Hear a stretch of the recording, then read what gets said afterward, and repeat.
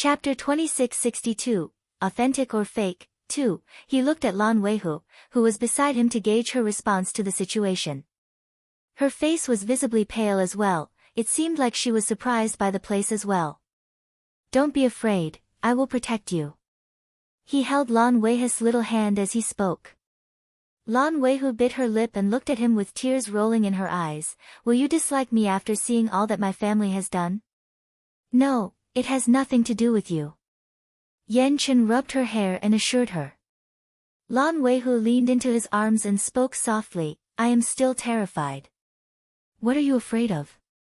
I am afraid that your friends will not be able to accept me once this has been exposed. Yan Chen was not very good at lying, even when he needed to comfort someone. He was silent for a while before he replied, this matter has nothing to do with you. If they really can't accept you, I will run away with you to stay away from any troubles. Lan Weihu remained silent. Yan Chen's remarks are what any girl wanted to hear. Her eyes shimmered slightly as she slowly reached out her arms and held Yan Chen's waist. She did not speak but just leaned her head against his muscular chest.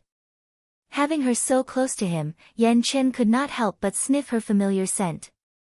All of a sudden, he felt very sorry for the way he had been treating her. Once he had his suspicions about her, he grew rather wary of his wife. But now, looking at her natural movements and familiar appearance, he felt that he had overthought the situation. The only change that he had seen in her behavior was the fact that she was trying to seduce him very often.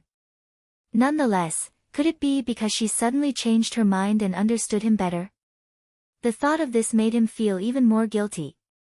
He stretched out his arm around her and gave her a kiss on her forehead. Rest assured, little fox. I will not abandon you. The two of them embraced each other tightly. As the three of them had an invisible spell around them to keep them safe, they did not always go around together. At that very moment, Gu Shizhou was not with them. Instead, she went to visit the battleship hangar.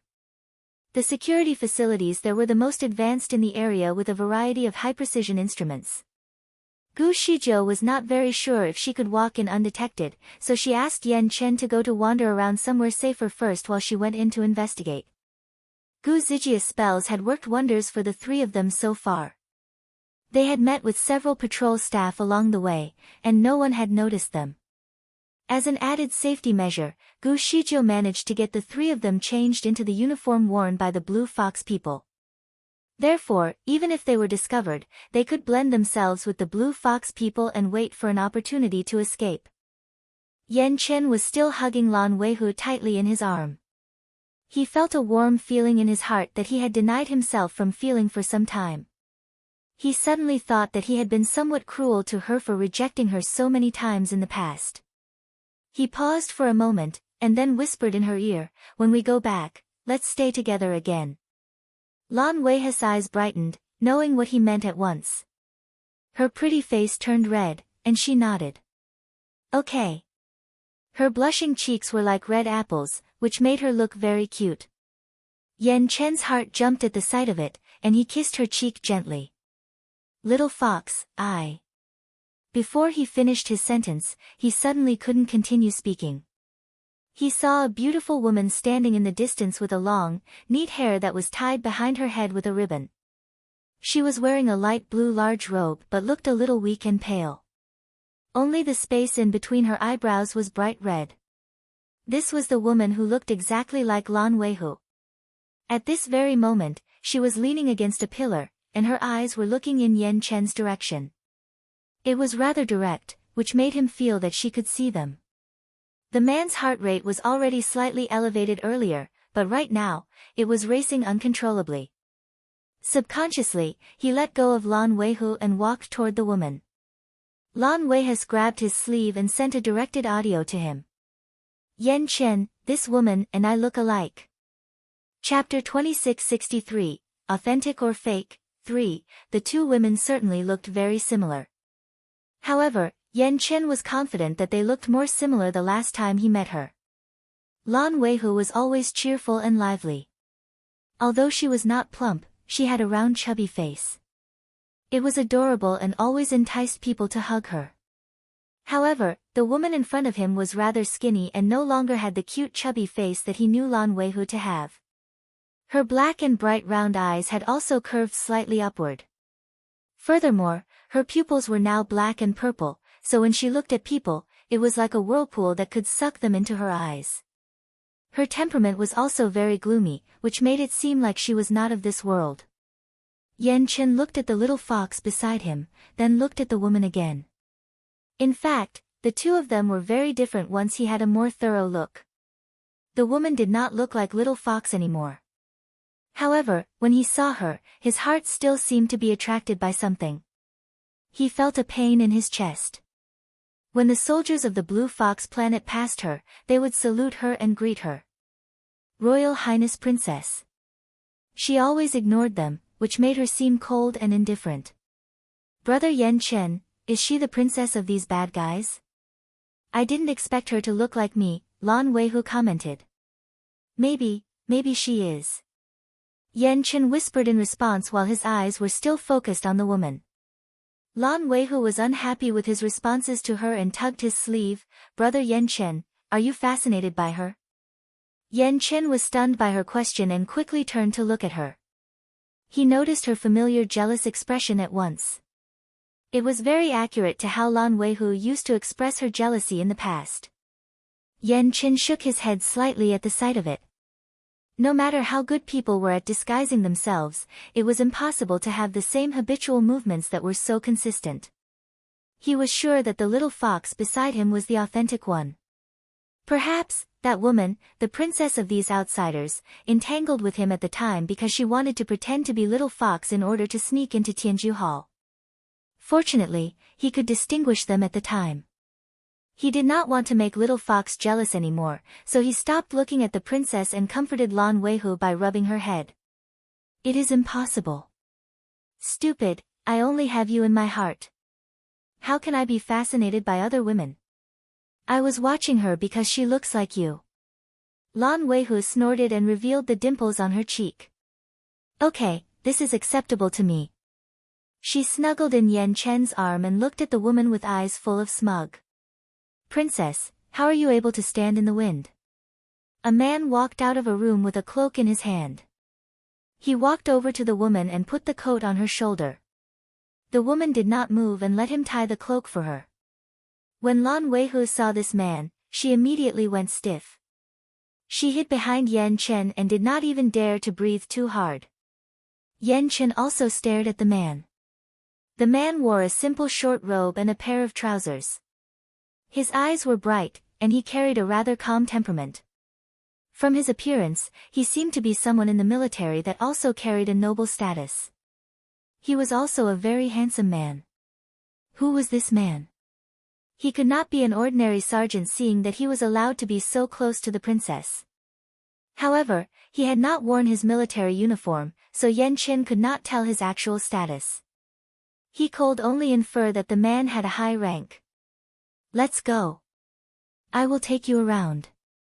You are too weak to go alone, but it is good for you to enjoy the sun. Chapter 2664, Authentic or Fake? 4. Yan Chen continued to stare at the backs of the two persons who were walking away. Subconsciously, his fingers could not help but tighten under his sleeves. Although he already made up his mind that the woman was not Little Fox, seeing her being held by another man still made him uncomfortable. He felt the urge to rush over and separate them. Brother Yan Chen, can we go elsewhere? Lan Weihu tugged his sleeves as she asked. Okay. He nodded and took his attention away from the two people. The reason why he was uncomfortable was that the woman looked like Little Fox. Nonetheless, he knew that he should not take his wife for granted anymore. Yan Chen felt that he should no longer waste his attention on the woman. Instead, he should be analyzing the facilities here so that he and his team could plan a way to take the enemies down. A little while later, Yan Chen was pacing through the entire area. Lan Weihu could hardly catch her breath as she tried to keep up with him. Brother Yan Chen, can you slow down? The man halted his steps and just realized that he had left Lan Weihu behind. Lan Weihu dashed over and hugged his arm rightly. She gently complained, I am pregnant. Why are you walking so fast? Yan Chen sighed and took her hand. Shizhou did not come back. I am worried about her. We need to find her. I think we better not act rashly. Shizhou said that some of the high-tech mechanisms here could expose our invisibility. I believe she asked us to stay put earlier. Yan Chen paused for a moment to try to recall what Gu Shizhou had told him earlier. Before they separated with her, she did warn him about it and asked him to stay close with Little Fox. He should not even be one step ahead of her. However, he could not see Gu Shizhou anywhere around the hangar area. Do not worry. Shizhou is so powerful, she will be fine. If we go and find her, it will actually alert the other party, and it might even bring trouble to her. Lan Weihu comforted him. With a smile, Yan Chen complimented Lan Weihu, Little Fox, you are so sensible. If it were the old Little Fox that he knew, she would have eagerly asked him to go and look for Gu Shizhou. She would never say such wise words. Apparently, Little Fox had grown up, and he was the one who grew emotional and rash. Two of them discussed the matter softly and then turned and went elsewhere. Along the way, Yan Chen quietly observed and marked down the layout of the place. But all of a sudden, there was a loud sound in front of them on the left. Someone screamed, "Princess, drink it, drink it." Stunned, Yan Chen could not help but go over and take a closer look. Lan Weihu quickly tried to stop him. Brother Yan Chen, there are many people there. We shouldn't go there now. Otherwise, we risk being uncovered. It is fine. They can't see us. Yan Chen continued walking and reached the crowded place very soon. He realized that he had arrived at a restaurant. In fact, Yan Chen used to come to this restaurant with Lan Weihu in the past. They used to get a few drinks here every now and then. The restaurant had not changed much since the last time he came. Yan Chen stepped inside with Lan Weihu and saw the princess sitting at a table.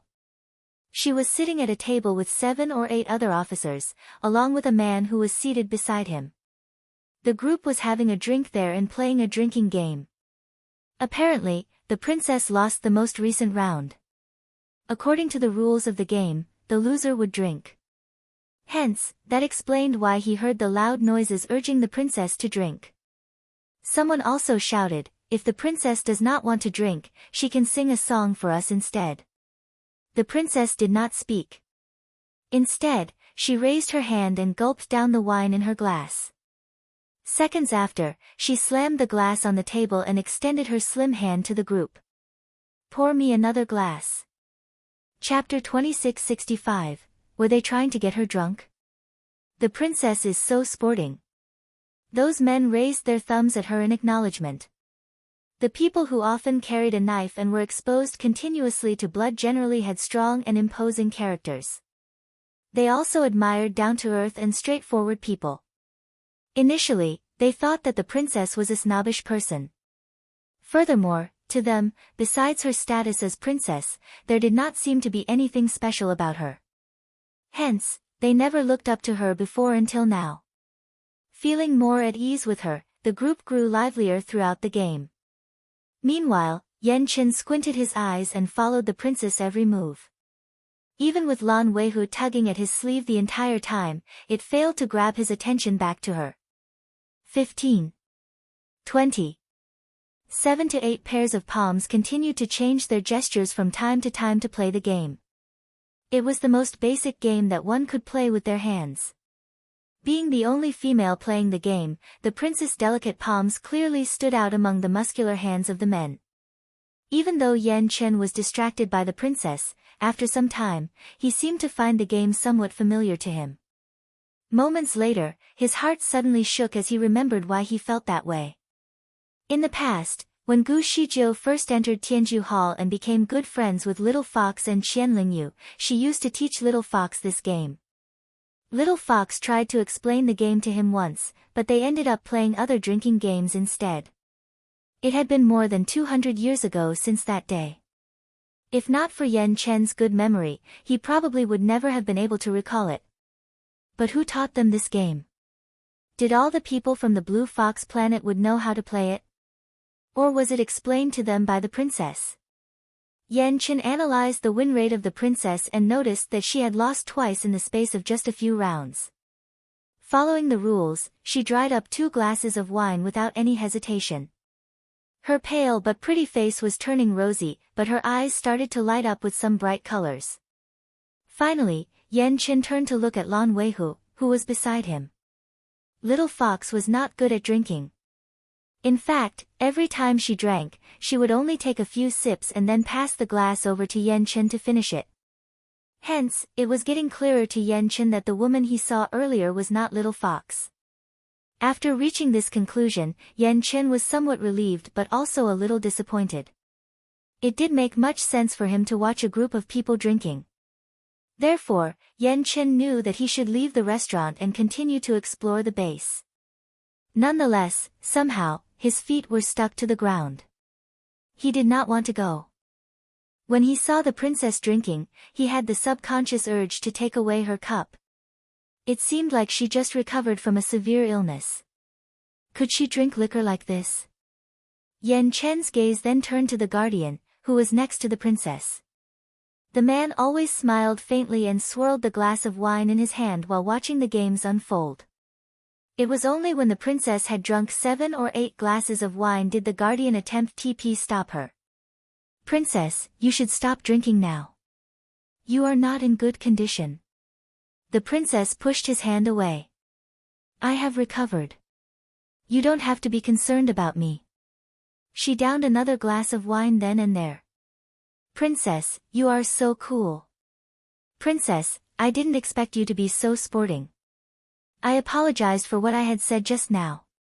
Let me toast with you. A bearded officer stood up and toasted. The princess did not speak, but raised a glass with the officer and finished another glass of wine. Princess, I had also offended you earlier. Let me toast with you too. Me too. Me too. These bastards. Were they trying to get her drunk?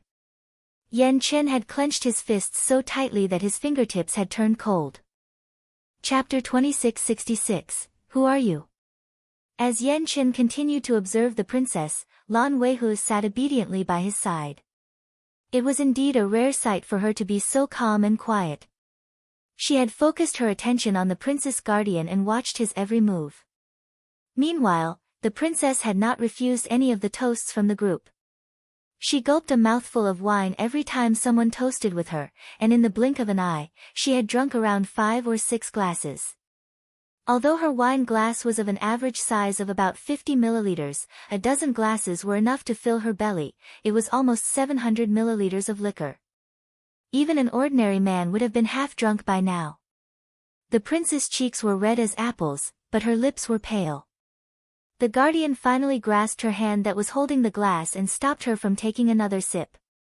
You should stop now. The princess was already drunk by then. She squinted at him and asked, Why should I listen to you? Sir, does it hurt to get embarrassed by a woman? Ha!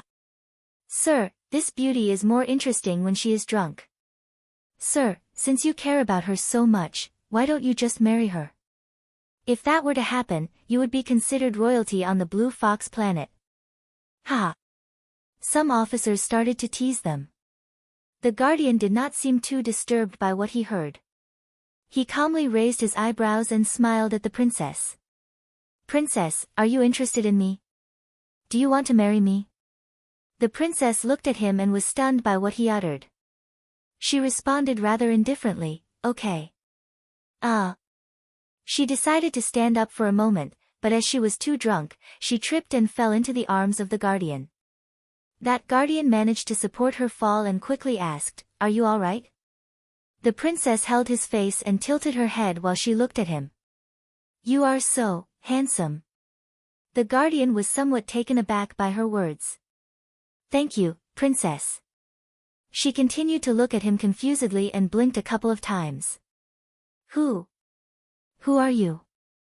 The guardian was speechless. Meanwhile, the people around him could not help themselves. They laughed at his misery. Duan Mayan. Duan Mu. Handsome. You look. You look very handsome. But, why? Why do you have two heads? This makes you less attractive. Duan Mayan rendered speechless again. The crowd was thoroughly enjoying themselves.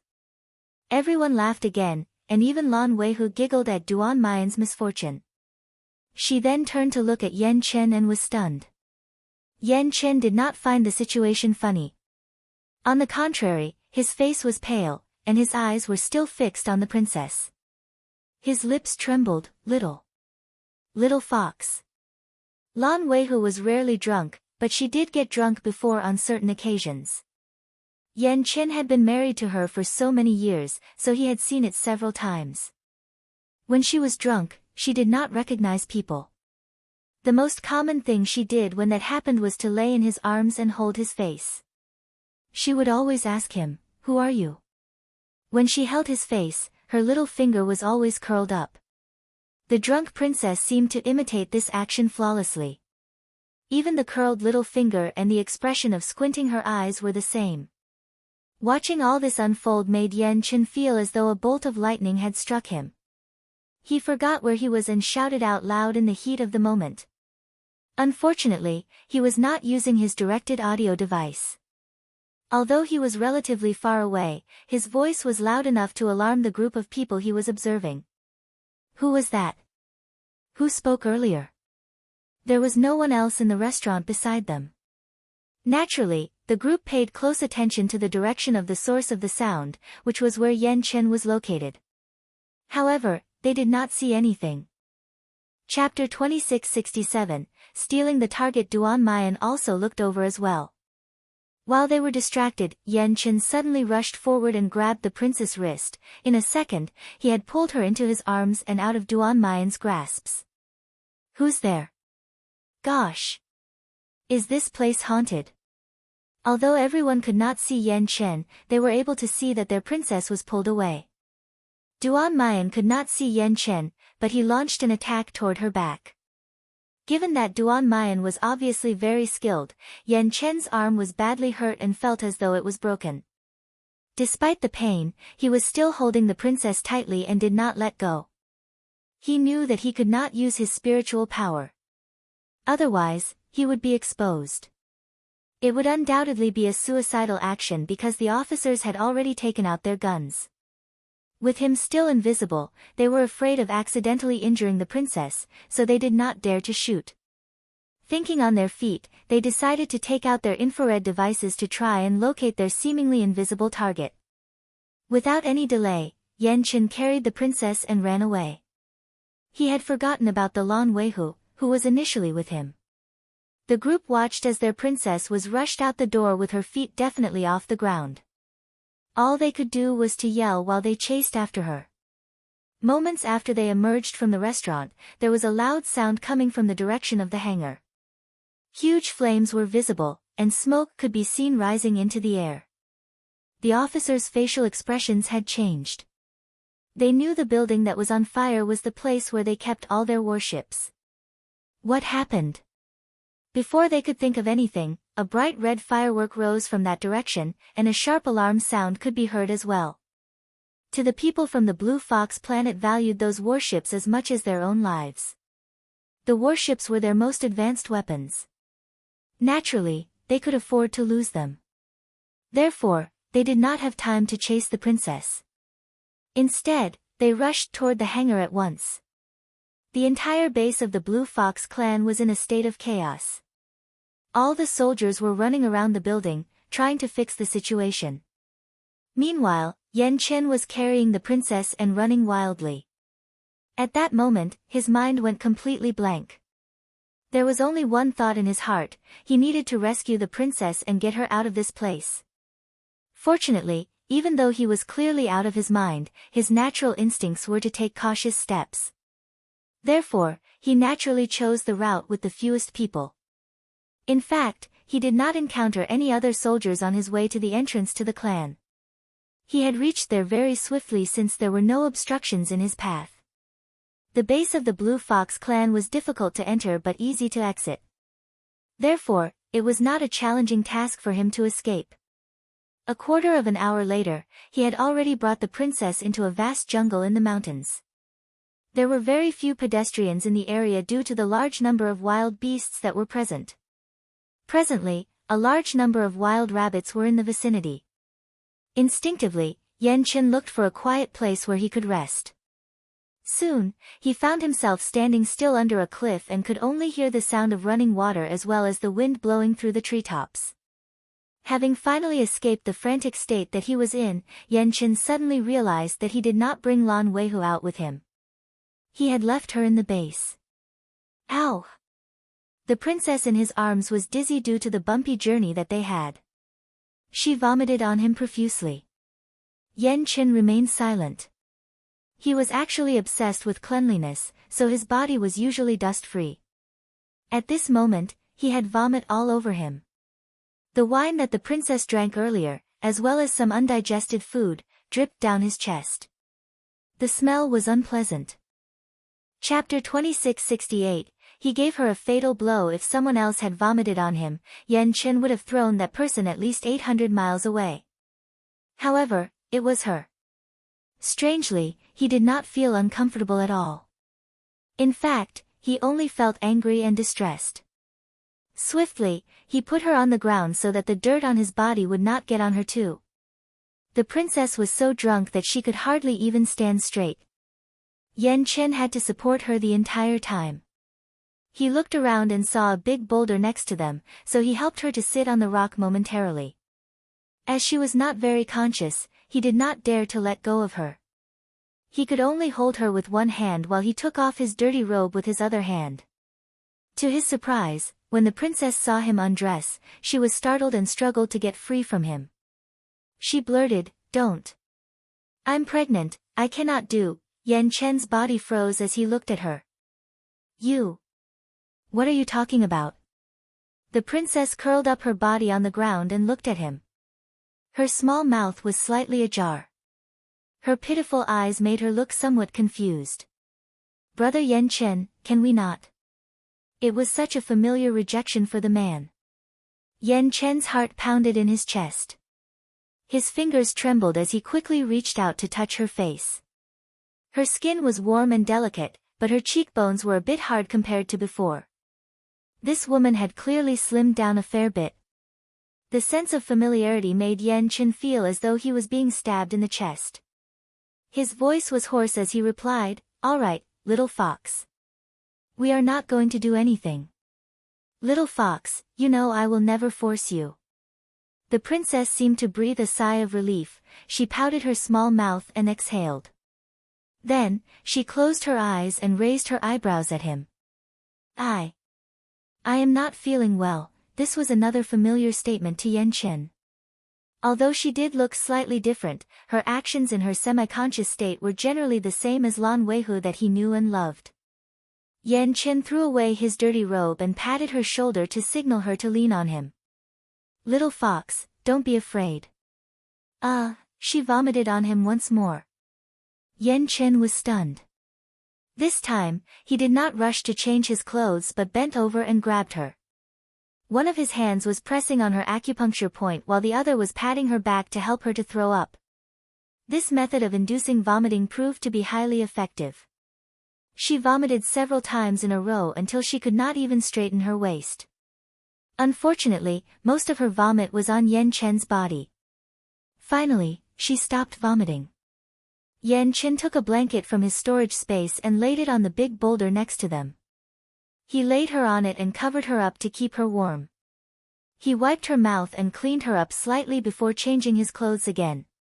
He was filthy all the way from innerwear to his skin. This required him to use the cleaning spell in order to feel comfortable again. Soon, his attention returned to the princess again. She was already fast asleep, however, she appeared to have a frown on her face. Yan Chen sat next to her and took one of her hands. He murmured, "Little fox." Before he continued, he could already see that her wrists were thin like bones. The sight pained him to his core. Ash was now quite confident that this was the real little fox, his wife that he had loved for more than 200 years. She had come to him, but he gave her a fatal blow. Yan Chen felt very guilty for doing so. He reached out his hand and wanted to tidy up her messy hair, but her little face suddenly squirmed. The princess quickly turned over and vomited again. However, this time, it was not liquor but blood. Chapter 2669, The Arrival of Celestial Masters. The bloody red liquid felt like needles piercing his eyes. Little fox. His heart ached, and his face turned pale. It felt and looked as if he was the one who had vomited blood. He held her fingertips gently and trembled as he asked, "Are you okay? How could she vomit blood? Was it from the injury that he had inflicted on her?" He quickly checked her pulse to assess her condition. After a while, his fingers clenched tightly, and he had the urge to stab himself with a knife. Unfortunately for Yan Chen, he was sure that her condition was of his own doing. It seemed that his palm had almost cut off the vein that brought blood to her heart. There was even a possibility that it had been cut off, but perhaps it was pieced together by someone. Naturally, it was expected that her heart would feel rather weak, fragile. There was also a risk that her recovery might be stunted if she did not look after the wound. She needed to rest for at least half a year after suffering from such an injury. Yet, she was already up and about and even drank such a large amount of liquor. Her actions were pretty much a way for her to commit suicide. Everything felt strange to Yan Chen.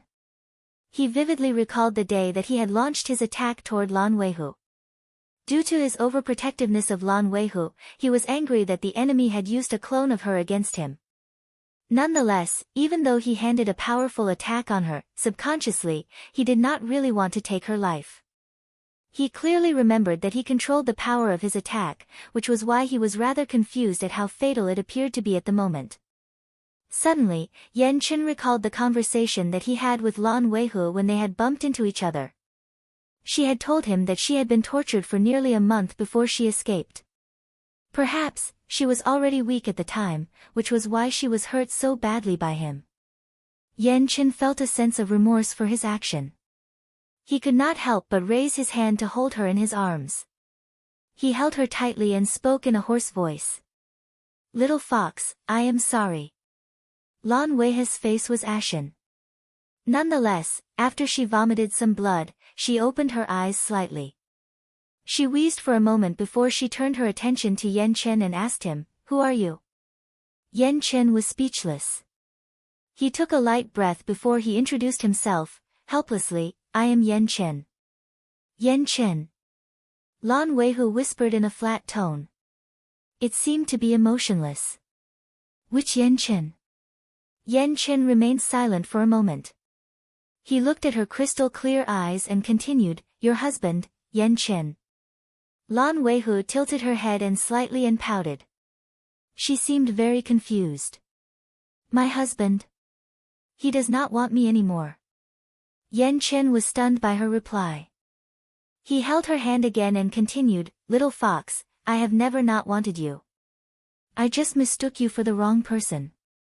I will always want you. You mistook me for the wrong person."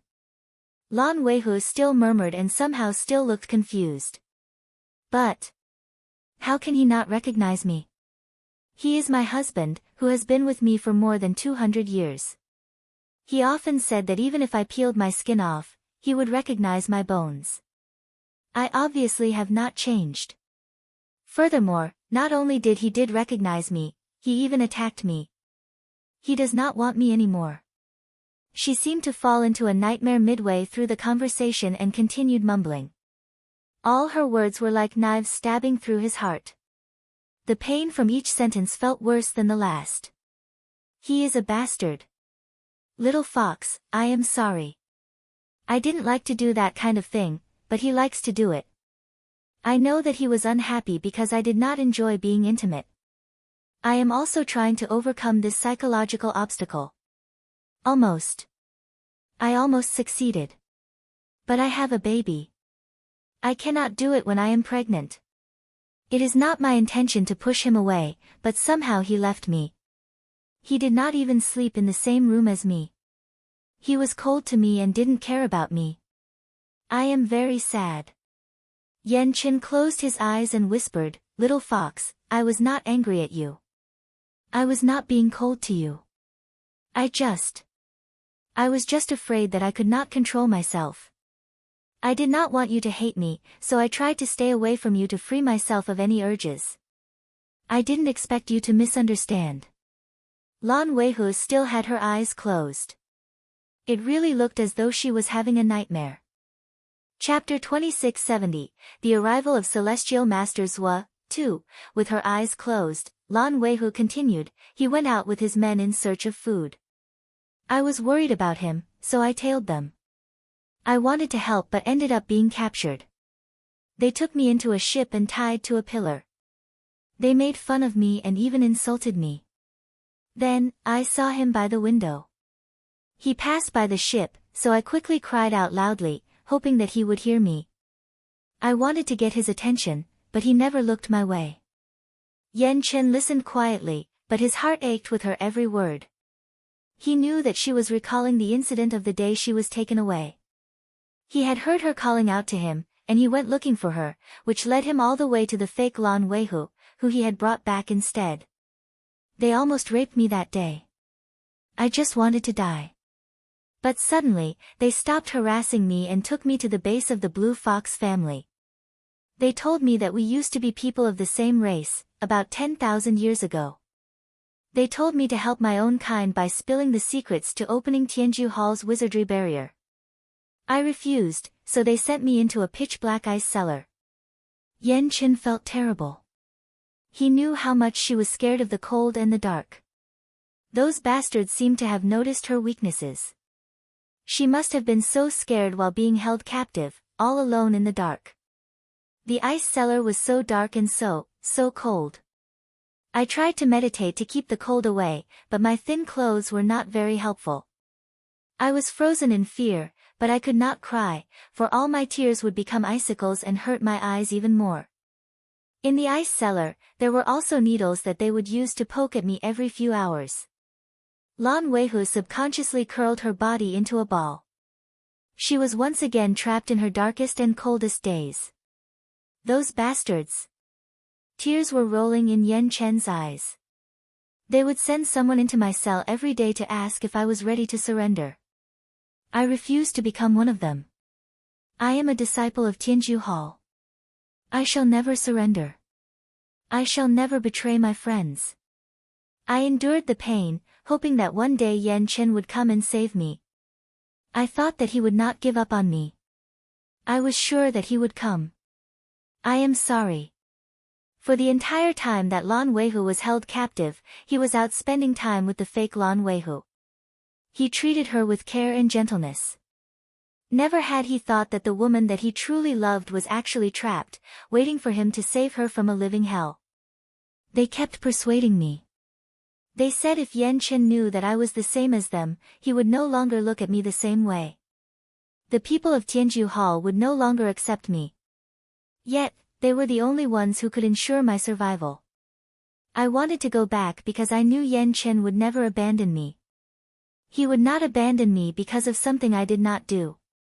But, he never showed up, so I thought that something must have held him back, or that he was injured. After a month of excruciating pain, they finally got bored of me. They let their guards down, so I took the chance and escaped. I ran away from the base of the Blue Fox family towards Tianju Hall. I kept running and running. I had not eaten anything for days and got very hungry. At some point, I even doubted if I was ever going to make it back to Tianju Hall. Then, I found a rabbit. I was so hungry that I wanted just to drink its blood. Initially, I wanted to grill its meat, but I could not wait any longer. That was when Yan Chen showed up. I was so happy to see him. I could not wait to tell him how badly I had been treated, but he pushed me away. He looked at me like I was trash. Yan Chen closed his eyes in agony. He was trash. He could not even recognize his own wife. Lan Weihu continued, he said that I was an imposter and told me that his wife had never left his side. He said he loved her, which left me so frustrated. Chapter 2671, The Arrival of Celestial Master Zhua, 3, I am his wife. That woman must die. I told him I was going to kill her, and he returned my fury with a fatal blow. I was dying on the ground, but he did not care. He turned away from me and swiftly left. He did not want me anymore, really. He did not intend to save me.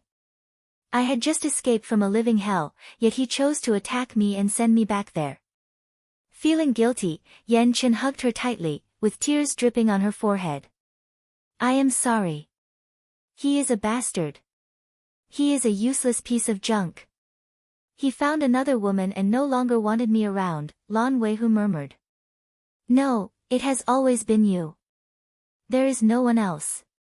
It is all my fault. Yan Chen took a look at her flat tummy but dared not ask anything about their child. After going through what she had been through, there was no way the baby would survive. It was no wonder that she was left thin and pale after such torment. Yan Chen felt the urgent need to nurse her back to health, so he carried her in his arms. Little fox, please forgive me. Give me a chance to make it up to you. Come with me. Make it up to me. Lan Weihu seemed a little lost. She was seemingly still trapped in her nightmare. How do you plan to do that? I will do anything you want, little fox, even if you want me to take my own life. Yan Chen suddenly stopped talking as the color faded from his face. A knife was already puncturing his chest towards the core of his body. Lan Weihu casually added, I don't only want your life. I want your heart, as well. Yan Chen was dumbstruck. He could feel the knife being twisted in his chest. Blood flowed out of his wound like a stream, which completely moistened her tiny hand in red. Her hand was still holding the handle of the knife, though it was slightly trembling. Nonetheless, her grip was firm. Even under those circumstances, Yan Chen could easily push her away. However, she was the woman he loved. Hence, he did not do such a thing. Instead, he grasped her by the wrist and asked, Little fox, do you really hate me this much? Lan Weihu's eyes showed that she had no intention of backing down. I hate you, so very much. Her tone was unrelenting. He slowly let go of her hand and continued, Little fox, I owe you this much. I will never regret dying in your hands. Lan Weihu started trembling even more. She looked at him, intently with a firm intention to kill. Great. Now die. She wanted to twist the knife around and push it even deeper into his heart. She wanted him dead, but the plan did not go well. A flash of 7-colored rays suddenly shone down from above, encapsulating Yan Chen in a flash of blinding light. He was being pulled away from her. Yan Chen could no longer stand on his feet. As soon as he was taken away, the knife slipped out of his wound as well. There was blood everywhere, but amidst the light, he could feel a hand on his chest, trying to apply pressure and stop his wound from bleeding. Yan Chen staggered and swayed a little in dizziness. He could somehow see someone in the light. Shijiu, I suffered this with on my own will, he still managed to say some words. Only Gu Shijiu could launch flashes of 7-colored rays. Hence, he immediately assumed it was her. What an idiot! An enchanting voice could be heard, berating him for his blind commitment. Shocked, Yan Chen quickly opened his eyes to see who was really the one helping him. But, before he could assess the situation, he was sent across the air and landed on top of a rock.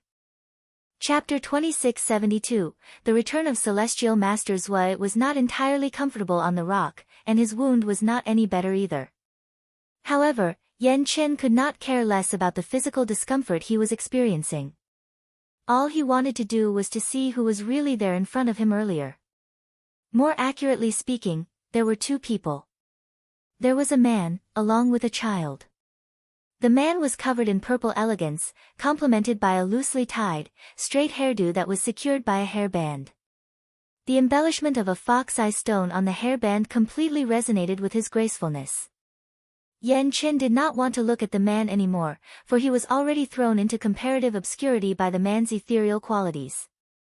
The man was looking at him nonchalantly as if judging his lack of good sense. There was also a boy in the man's arms, perhaps of almost 2 years of age.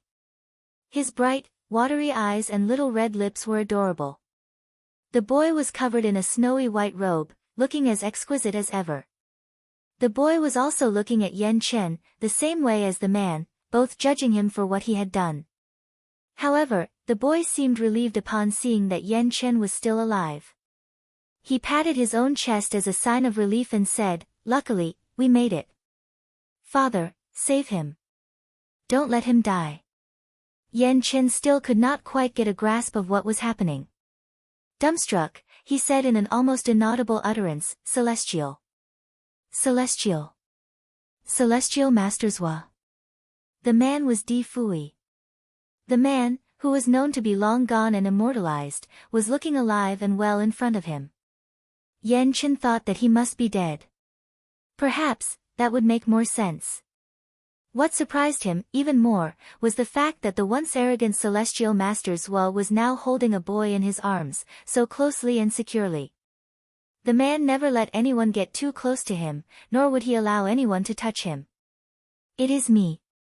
If you can still recognize me, I will assume that you are not entirely stupid," Fuyi said, mockingly. Nonetheless, there was no time for nonsense.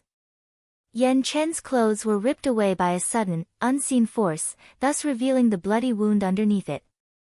Fuyi flipped a white, jade bottle open and held it in the air.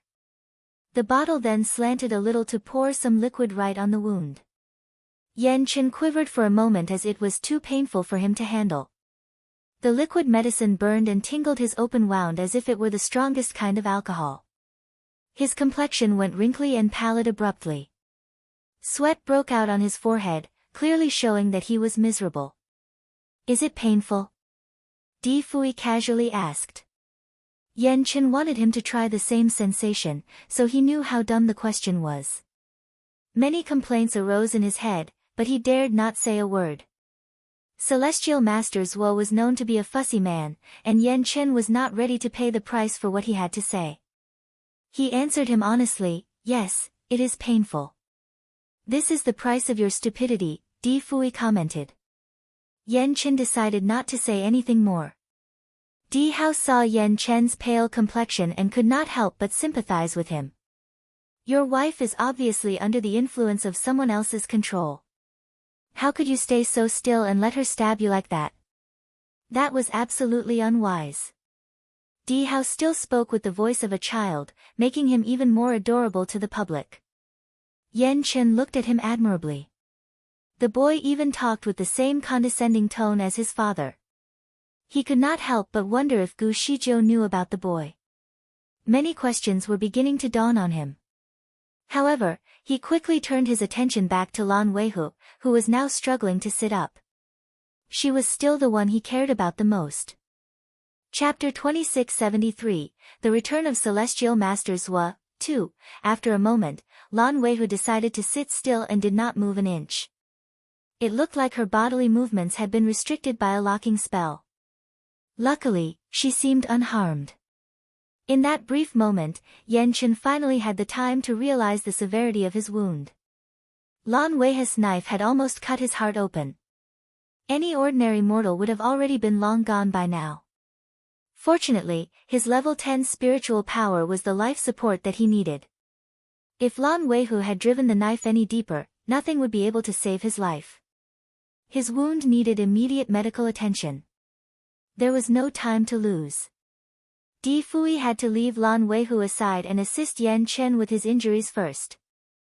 Hao already told him that Yan Chen must be kept alive, otherwise, bad things were going to happen. Hao watched as his father worked on the wound and was perplexed. "Father, his heart is cut. You may need to stitch it up with your spiritual power. Why don't you do it right away?" Fuyi was performing the surgery from a distance. He did not even touch Yan Chen. Hence, the operation looked like a show to Hao. Fuyi continued to perform the surgery with quick movements on his fingers, sending streaks of spiritual power on the surrounding of the wound. "Your mother gets jealous easily. She will probably feel bad if I touch another person," Fuyi finally explained. Hao was speechless. He could not quite understand Celestial Master's reasoning. Medical surgeries often required certain levels of physical contact, which was completely understandable. Moreover, Yan Chen was a man. Why would Shizhou get jealous of him, anyway? Yan Chen was bewildered when Di Fuyi brought up his mother. Could the boy be Zijia's child? He had never heard about any of it from her. She had never even mentioned the resurrection of Celestial Master Zhua. Focus, Di Fuyi urged. Use the Adumbra mantra to channel the spiritual power in your body to the wound. Keep your mind still, and at ease, unless you want to become handicapped. Yan Chen kept silent and did as told. Celestial Master Zhuo was still the same, unforgiving with his straightforwardness, but what terrified Yan Chen the most was that his breathing had slowly become more and more difficult. Yan Chen finally realized that he should not let his mind wander anymore. He needed to focus and regulate his vitals like what Di Fuyi had told him. With his eyes closed, Yan Chen could not see what happened next. However, as soon as Yan Chen started meditating, Di Hao clearly saw that there was a red bug crawling out of the wound. The bug was only the size of a mosquito, but he managed to catch a glimpse of its pointy mouth that was still glistening like a metal blade. As soon as the bug emerged, it was ready to extend its wings and leaped into the air. However, Di Fuyi sent a streak of 7-colored ray and wrapped the bug in a bubble of light. Surprisingly, the tiny bug was still floundering about in the grasp of the light. It was powerful enough to shake the bubble. Baffled, Di Fuyi had never come across the bug, though he had seen many things before. The thing looks hideous. Father, kill it with a needle. Di Hao promptly suggested. Di Fuyi took a look at Di Hao. He wanted to burn the thing at first but changed his mind. He took out a needle and pointed it at the hideous bug. The bug tried to avoid it, but could never get any faster than Di Fuyi's flying needle. Soon, it was punched with a hole in its body and slowly disappeared at the tip of the needle. In the depths of the base of the blue fox family, there was a house. Duan Mayan did not join others at the airbase. Instead, he sat in his room on a futon while performing a series of complicated enchantment at his fingertips. A black bowl was placed in front of him. A faint streak of red light steadily encapsulated the black metal bowl. There was a red bug in the bowl that was the size of a tennis ball. Chapter 2674, The Return of Celestial Master Zhua, 3. There were many pairs of wings on its body, all flapping simultaneously. Wisps of purple smoke surrounded the bug as its wings flapped on. The smoke then rose into the air as the thin length of threads and disappeared in the dark. The whole scenario was as wicked as it could possibly get. The bug was originally rather still in the bowl, only its wings flapped. Hence, its sudden shivering suggested that some external factor must have triggered it. Duan Mayan was troubled, but it was too late for him to do anything. Pricked by a needle, the bug then lay flat in the bowl and started shrieking in pain. Duan Mayan tried to perform some spells in an attempt to cut off the thin threads, but the bug soon died away in a pool of blood, leaving only a small piece of skin as a sign of its existence. Affected, Duan Mayan's body trembled a little before he spat out a mouthful of blood. His complexion turned pale, almost instantaneously. All that had happened surprised him. He looked at the bug, which was now only a layer of skin, and clenched his fists in indignation. He closed his eyes in contemplation and started wondering if the man was already here. His arrival was quicker than he had expected. The venomous soul-supporting grudge spell had just been cast not long ago. It was also the first time that he was using it as his secret weapon. He could not understand how the spell was broken in such a short time. The creature was not afraid of fire or any form of physical attack. The only way to kill it was to use a thin needle, formed by the solidification of one's spiritual power. Duan Mayan thought that he was the only one who knew how to kill the creature. Apparently, he was mistaken. Duan Mayan had spent a great amount of time and effort to cast the spell. Therefore, the death of the creature greatly affected him, too. After a few quick breaths, he looked at his own hands and could not help but sigh. The condition of the body was no longer as good as he expected. He took a look at the remains of the creature and smiled. There was still hope. A drop of blood was formed in the air and sent directly to the body of the creature. Soon, it seemed to come to life again and reformed its body. Yan Chen was fatally injured. Death was inevitable for him if nothing was done. Fortunately, his life was saved by Di Fuyi's timely arrival. Di Fuyi's miraculous procedure had brought Yan Chen back to life. Even the medicine that Di Fuyi used was made from a very rare kind of herb. Yan Chen was very grateful for Celestial Master's Wa's kind help. The amount of treatment that he had received from Celestial Master's Wa was rather generous. Although it was uncomfortable, he had to endure it. It was a sign of recovery. Thank you. He wanted to express his gratitude but was immediately interrupted by Di Fuyi. Cut the nonsense. Focus on your meditation. Yan Chen said nothing more. He closed his eyes and started meditating. Di Fuyi slowly walked towards Lan Weihu. The locking spell still limited the movement of her limbs, so she could only move her eyelids. Tears traced her cheeks uncontrollably, but there was no one to wipe the tears away. Swiftly, Di Fuyi set her free from the spell. Lan Weihu swayed a little in an unbalanced manner before jumping off the rock. She then ran unsteadily towards Yan Chen. Only go to him if you want him to die faster, Di Fuyi warned. Lan Weihu stopped moving forward and stared at him blankly. I did not mean to hurt him. Chapter 2675, The Return of Celestial Masters Wa, 4, I understand. So, do you hate him? Di Fuyi looked at her fixedly as he asked. Lan Weihu went pale at the question, unsure of what to say. She closed her eyes and confessed, I am not sure, but I never wanted him to die. She looked at her hand and saw the knife that was stained with his blood. Irritated, she wanted to throw the knife away, but it seemed to be attached to her palm. She tried to fling it away, but the knife still stayed in her hand regardless of her efforts. Instead, the action of trying to get rid of the knife seemed to inflict pain on her palm. Shocked, she tried to fling the knife away again but failed. It felt as if her bones were breaking apart with every move. Lan Weihu looked at Di Fuyi for help. Di Fuyi stared at her intently with reassuring eyes. It was as if he thought of himself as her savior. What is false cannot be true, and what is true cannot be false. Everything is all but an illusion of our minds, he started speaking in a calm voice. Slowly but surely, the hatred that had been controlling Lan Weihu's mind slowly vanished. Clang! The knife slipped out from her hand.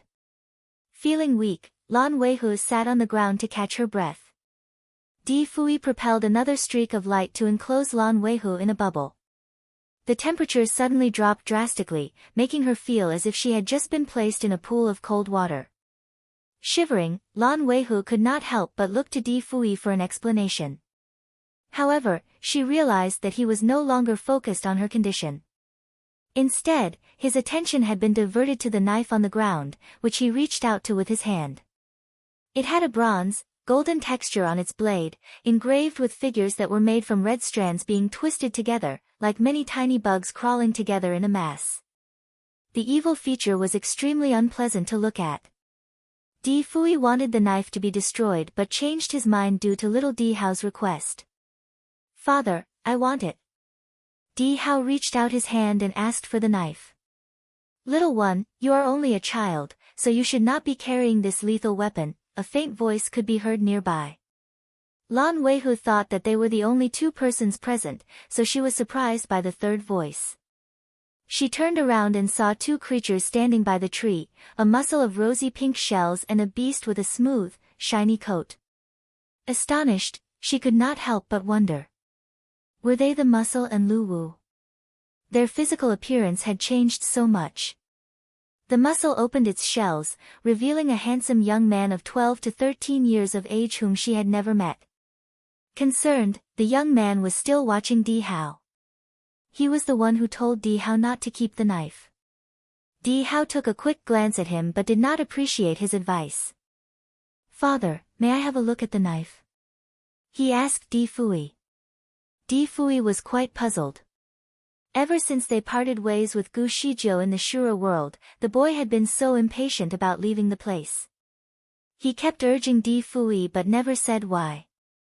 When they finally found the way to descend to the lower bound, specifically to Starry Crescent Land, the first thing that the boy was concerned about was not his mother. Instead, he insisted that they had to come here first. It turns out that they were here just in time to save Yan Chen's life. Di Hao never explained it, but Di Fuyi could somewhat understand that perhaps Yan Chen and Lan Weihe's involvement seemed to play a great role in changing their tragic fate in the end. The boys seemed relieved that they arrived just in time. The rescue seemed like a crucial event along the timeline from which Di Hao had come from. Also, Di Fuyi could not resist the pitiful look in his son's eyes, so he passed him the knife. Di Hao held the knife in his little hand. He placed his finger gently on the sharp edge and traced the patterns of the red strands. After a while, the knife suddenly vibrated and cut his finger. Blood started flowing out from his wound at once. Chapter 2676, The Return of Celestial Master Zhua, 5, Be careful, little one. The muscle called out anxiously. Di Hao threw him an icy glance. Muscle, if you treat me like a baby again, I am going to cut you, he said with a sarcastic smile. The muscle remembered something and decided to keep quiet. Meanwhile, Lu Wu stretched out its paw and gave the muscle a few pats on its shell. Di Hao dripped his blood on the red strands, thus initiating a series of twists and turns on the surface of the blade. The entire knife was shaking as a result of the agitation. Soon, the red strands turned into a wisp of green smoke and disappeared into thin air. The patterns on the knife no longer existed. Di Hao protested, "What a lousy knife. Father, please destroy it." He then passed the knife to Di Fuyi, but Di Fuyi was reluctant to touch it. He used his power to levitate the knife in the air and shattered it with a streak of seven-colored ray. The knife was now a pile of ash that was blown away by the wind. While the two males were busy with the knife, Lan Weihu could feel a sudden change in her bodily condition. A red light could be seen exiting her body. Later, the dark purple tone in her eyes slowly returned to her normal shade of black. She looked at Yan Chen again, who was still pale and weak, and then took another look at her own hands that were covered in blood. Her body started trembling in fear. She had almost killed the only man that she had ever loved. In the base of the Blue Fox clan, Duan Mayan was still performing dark magic all alone.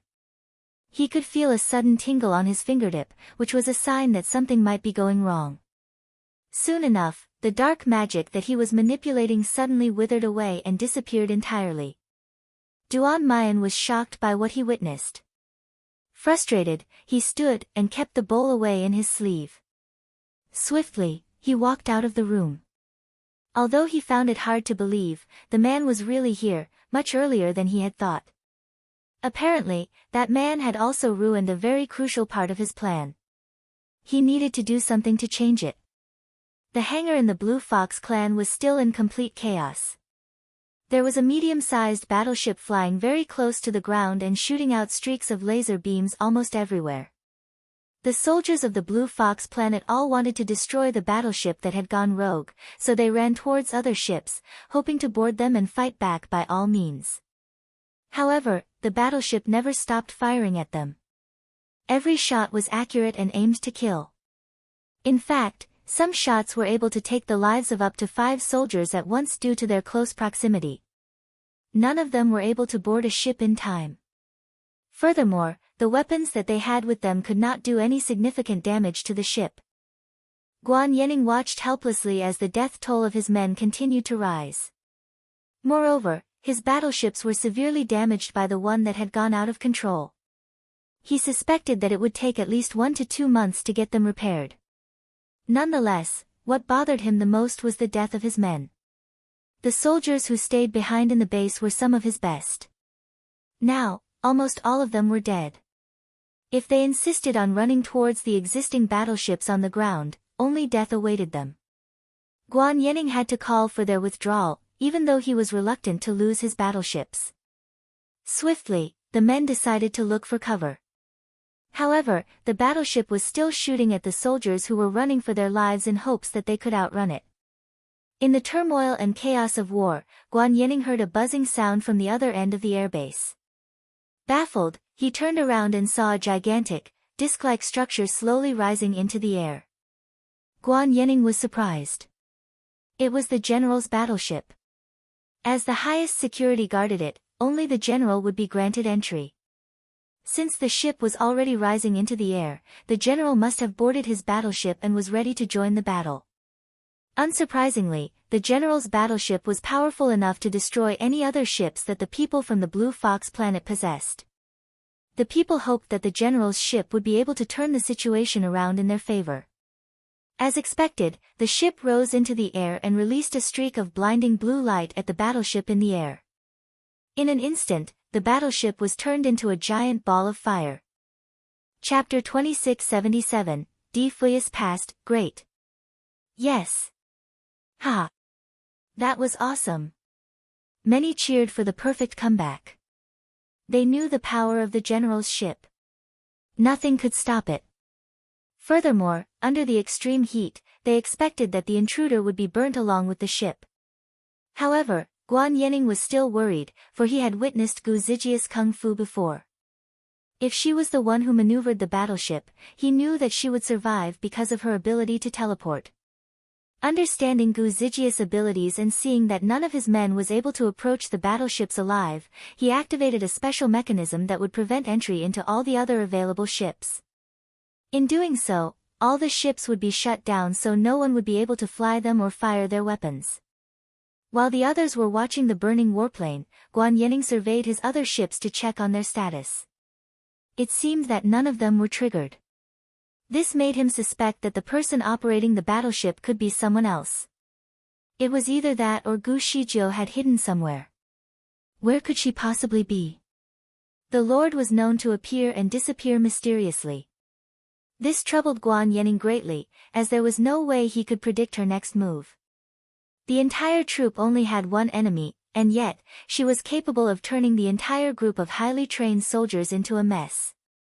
As none of the other warplanes were activated, Guan Yening turned to look at the general's battleship once more. It was still in the air, with no sign of landing. The general had been pushing his men to keep their guards up over the past few days due to his misleading information. However, Gu Shijiu never showed up. Therefore, most of his men had started to lose their respect for their superior leader. When the general told everyone that the enemy was coming, all of them treated the news with contempt. They did not take it seriously and continued to have a good time.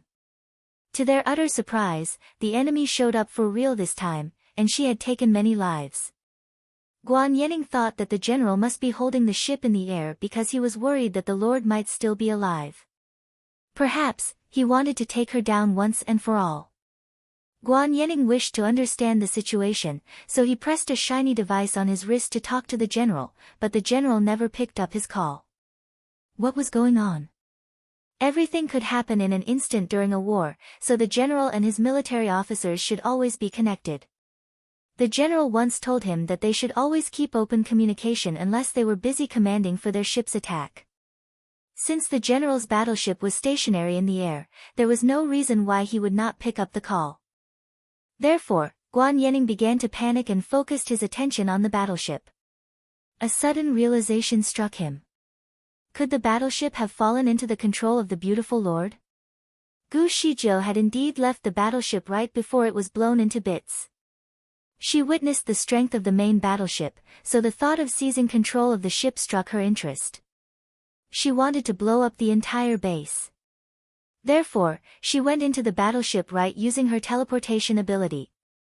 If that was the biggest and strongest battleship that the invaders had, so the facilities in the ship must be the best. That also meant that it would be equipped with the safest security measures. The last ship that Guan Yening commanded was equipped with the ability to uncover her invisibility spell. There was also a barrier that could shield them from her attacks.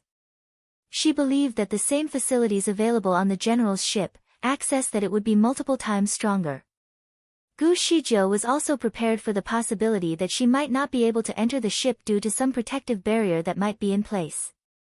To her surprise, everything went smoothly. In an instant, she was already on board. The floor and walls of the ship were all furnished with silver polishing. There did not seem to be any lights around the place, but the inside of the ship was very well lit.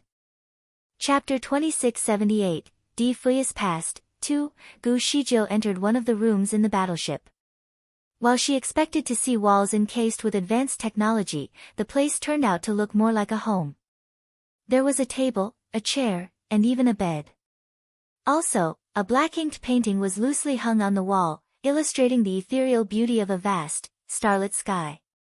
Gu Shizhou could not fathom the technique that was used to create the illustration. It looked so surreal, like she was staring right into the vastness of the galaxy. Her head spun a little at the sight of the canvas. Although she was a little startled by the interior design of the ship, she quickly made up her mind to explore the place further. In a brief moment, she could tell at once that no one was there. Had she made a mistake while teleporting? She was certainly not in the main control room of the ship. Had she gone into the bedroom instead? While the place looked like a bedroom, oddly enough, there was no door. Gu Shizhou tried to look for an exit, but there was none.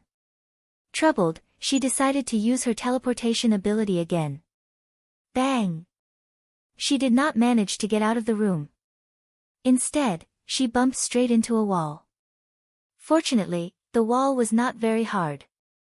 Furthermore, her protective barrier prevented her from getting injured. She steadied herself but was still baffled by what was stopping her from teleporting. Was it something in the walls? Without wasting any time, she went around the place and tried every single wall in the room, but could not get past any of them. Apparently, the room was able to disable her teleportation skills. She was, indeed, trapped. Everything seemed odd. It was easy for her to enter the room just now, but somehow there was no way out. Was it possible that the room was able to permit her entry and yet prevent her from exiting? So far, the best technology that Gu Shizhou had encountered as the one which could expose her invisibility spell. Why would her teleportation skill fail, too? Confused, Gu Shizhou decided to explore the room further and sniffed around the room to pick up any clues. The smell felt very familiar to her, like she had smelled something similar before. Nonetheless, she refused to believe that the small room was able to stop her from leaving the place. If there was a way to get in, there must also be a way out, which must be hidden somewhere in the room. She just probably had to find out the mechanism of the place. She wanted to look around but was distracted by a hissing sound. She turned around and saw a huge screen in place of the canvas that hung on the wall earlier. A video started playing. Gu Shizhou was a little puzzled by the sudden activation of the screen. She heaved a sigh. Had she pressed on some kind of remote control? She observed her surroundings and noticed that her hand was pressing down on the surface of a jade table. There was no button or whatsoever on top of it. Troubled, she decided to give the video a look and was shocked by what she saw. The video was not playing a documentary about the technological advancements achieved by the people of the Blue Fox planet. It also was not something men would watch to kill time. It was about a mythology from a long, long time ago. The first image that popped out was the vastness of the galaxy in the background, with many lines that crisscrossed and many dots that connected to one another. Everything seemed connected to one another and slowly revealed a man. Like a newborn, the man was without any clothes to cover his naked body. He simply lay quietly in the darkness. The man seemed to be in the process of being formed from the darkness, with every line of his muscular body being meticulously created. Gu Shizhou cursed and turned her eyes away from the screen. She could not look at any other naked man other than Fuyi, despite being quite impressed by the man's perfect body, which was so vividly crafted like the statue of Michelangelo's David. When she looked at the screen again, the man was already well dressed. Gu Shizhou could not help but stare at his robes fixedly. She could not figure out what the robes were made of. It seemed to have been made by something as light as a cloud, added with a little blue touch from the sky. The silhouette looked rather simple and loose on his body. As he stood in the wind, the robes danced around majestically. She was impressed by the man's gracefulness. Chapter 2679, D. Fetus Past, 3. The strangest thing about the video was that every detail of the man, including his robes, was clearly displayed on the screen, apart from his face. There were no facial features on his face, which made it look like a blank canvas. It was a peculiar sight for anyone. Gu Shizhou wondered what kind of species this faceless man could be. The things that she witnessed next were a series of events that strongly reminded her of the great myth of when Pan Gu created the world for all of mankind. The man continued to travel without a direction in the great space of millions, or even billions, of stars. Everywhere around him was impressive emptiness. There was nothing else but him. There were no creatures or living beings anywhere to be seen. Apparently, the man in the video was a god. Every gesture of his could easily affect his surroundings. After a short while of wandering around, he decided to sit down somewhere in the galaxy and started waving his hands out of boredom. Clumps of dust seemed to swirl along with his every wave. He played with the cloud of dust for a while before setting it off into the faraway distance to eventually collide with the desolate, uninhabited planets. Dust fogs started swirling around the planets, creating an opaque mass of particles in the air. The man seemed rather fascinated by the result of this action, so he kept creating the same collisions over and over again. Meteorites of different elements were sent to collide with random planets in the area. Gradually, green started to spread across the surface of every planet. Hills and mountains started rising abruptly from the ground, and lakes were formed from the streams within the hills. Animals began to rule the world. Gu Shizhou sat and watched attentively as the entire scene unfolded. The whole video felt like an upgraded story of Nuwa and the birth of human beings. However, in this case, the man was both Pan Gu and Nuwa, for he had achieved two different ambitions at once. According to legend, Nuwa created human beings by molding clay into human figurines, which was different from the theory of evolution. First, he bombarded the planets with many meteorites and let life evolve as it was, just like Charles Darwin's theory of evolution by natural selection. In the video, it seemed that the entire evolution process had been fast-forwarded. It took only a minute to show the beginning of life on Earth up to the point where humans learned to walk on foot. Obviously, humans were not the only advanced species on Earth. There were also half-beast men, birdmen, and even half-insect men. There were many species that she had never even heard of before. Some were even completely beyond her imagination. Even for human beings, they all looked and evolved differently on different planets. Some were as big and muscular as the apes. Some were so tiny that they were only 2 feet tall. There were also people of different external appearances, beautiful ones and hideous ones. Some were born normally with 4 limbs. Others had 7 or 8 limbs. The terrifying sight sent chills down her spine. The creator of the universe would take a tour around each planet once in a while.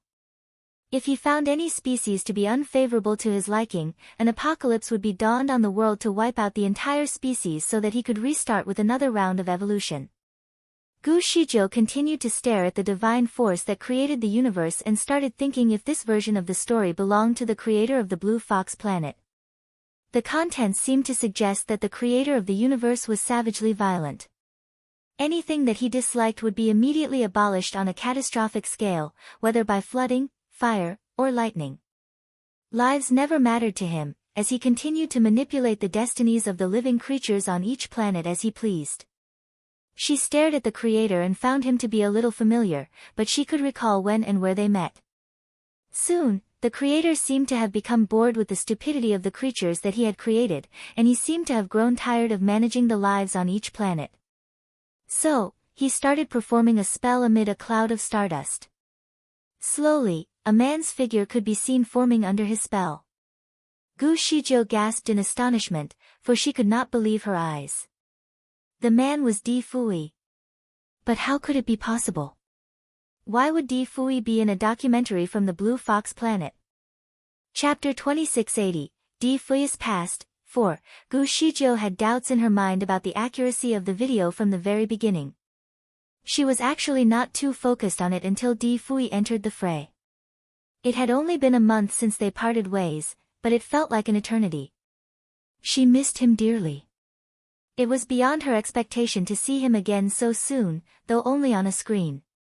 She never knew that the creator of the universe also specifically created Fuyi. The fact that Fuyi was created clearly surprised her. She had always thought that the master of heavenly law was born by nature, through a long process of development based on the intrinsic qualities of the universe. Could the contents of the video be true? Or had it been edited with personal biases? Who was the one who made the video? Many questions started to haunt Gu Shijiu, but she decided to keep on watching. Fuyi, who was now in his usual purple robes, approached the creator of the universe and cordially bowed before him.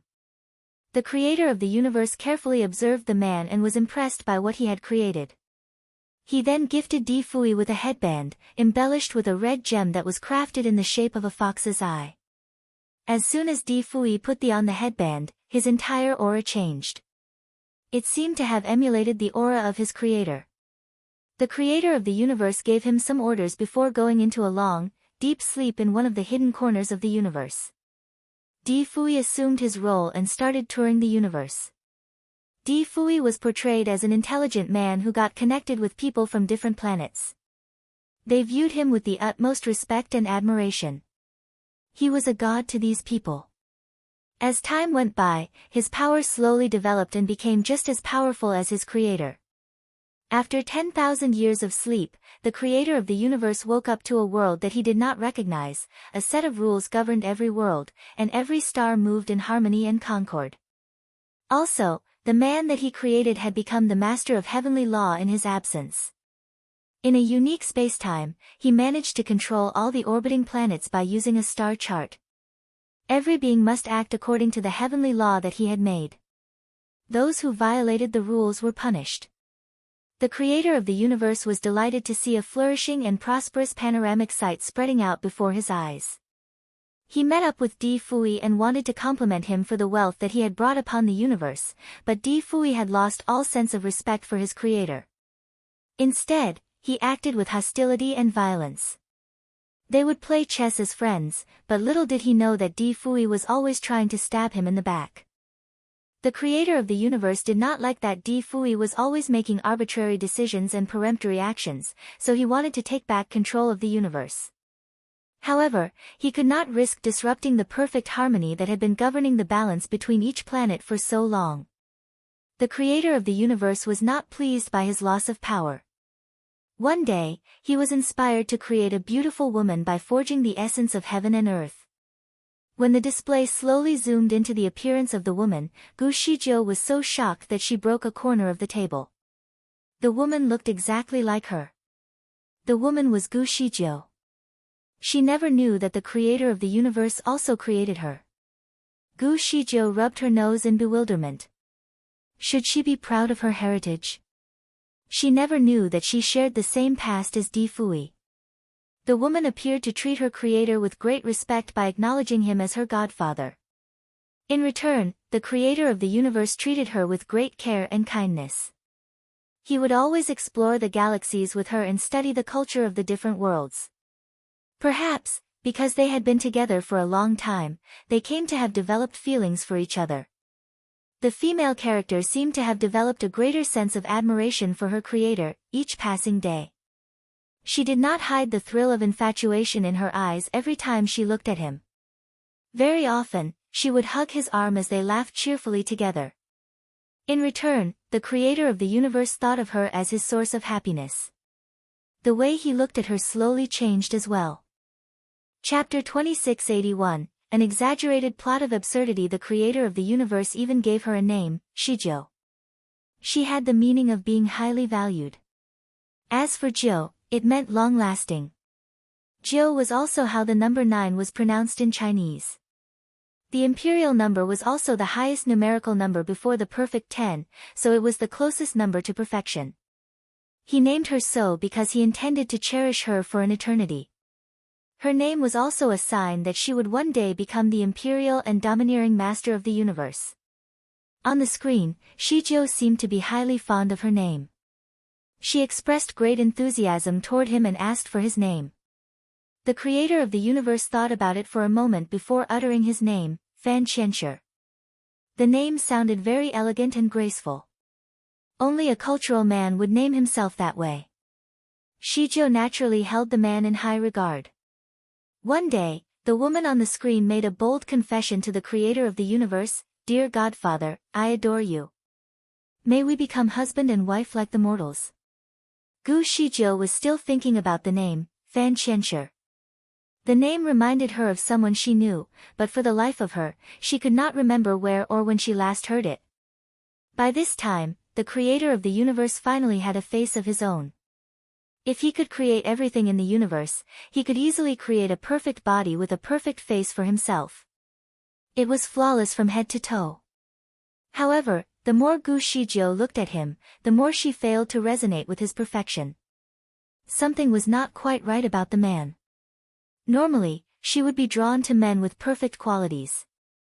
Even if she were not emotionally attached to him, she would still find a man's perfect appearance to be pleasant to her eyes. On quite the contrary, the perfect-looking man on the screen only looked like a rubber mannequin to her. The sight filled her with disgust. No matter how perfect a rubber mannequin looked, she could not possibly fall head over heels. However, to her surprise, the lady in the video appeared to view Fan Qianshi with the most affectionate sight. Gu Shijiu felt her flesh crawl as she saw the scene. She was especially uncomfortable when she heard Zijia's loving confession for Fan Qianshi. Would she fall for the man? It was safe to assume that if she really adored Fan Qianshi in her previous life, the depth of her love for him would surely be passed on to her next life. Meeting him would surely strike a chord in her heart. Just like her first encounter with little Nianma in the upper bound, she clearly did not remember anything about him, but she still wanted to get close with him and protect him from all harm. She did not even mind flirting with him, even though he was a kid.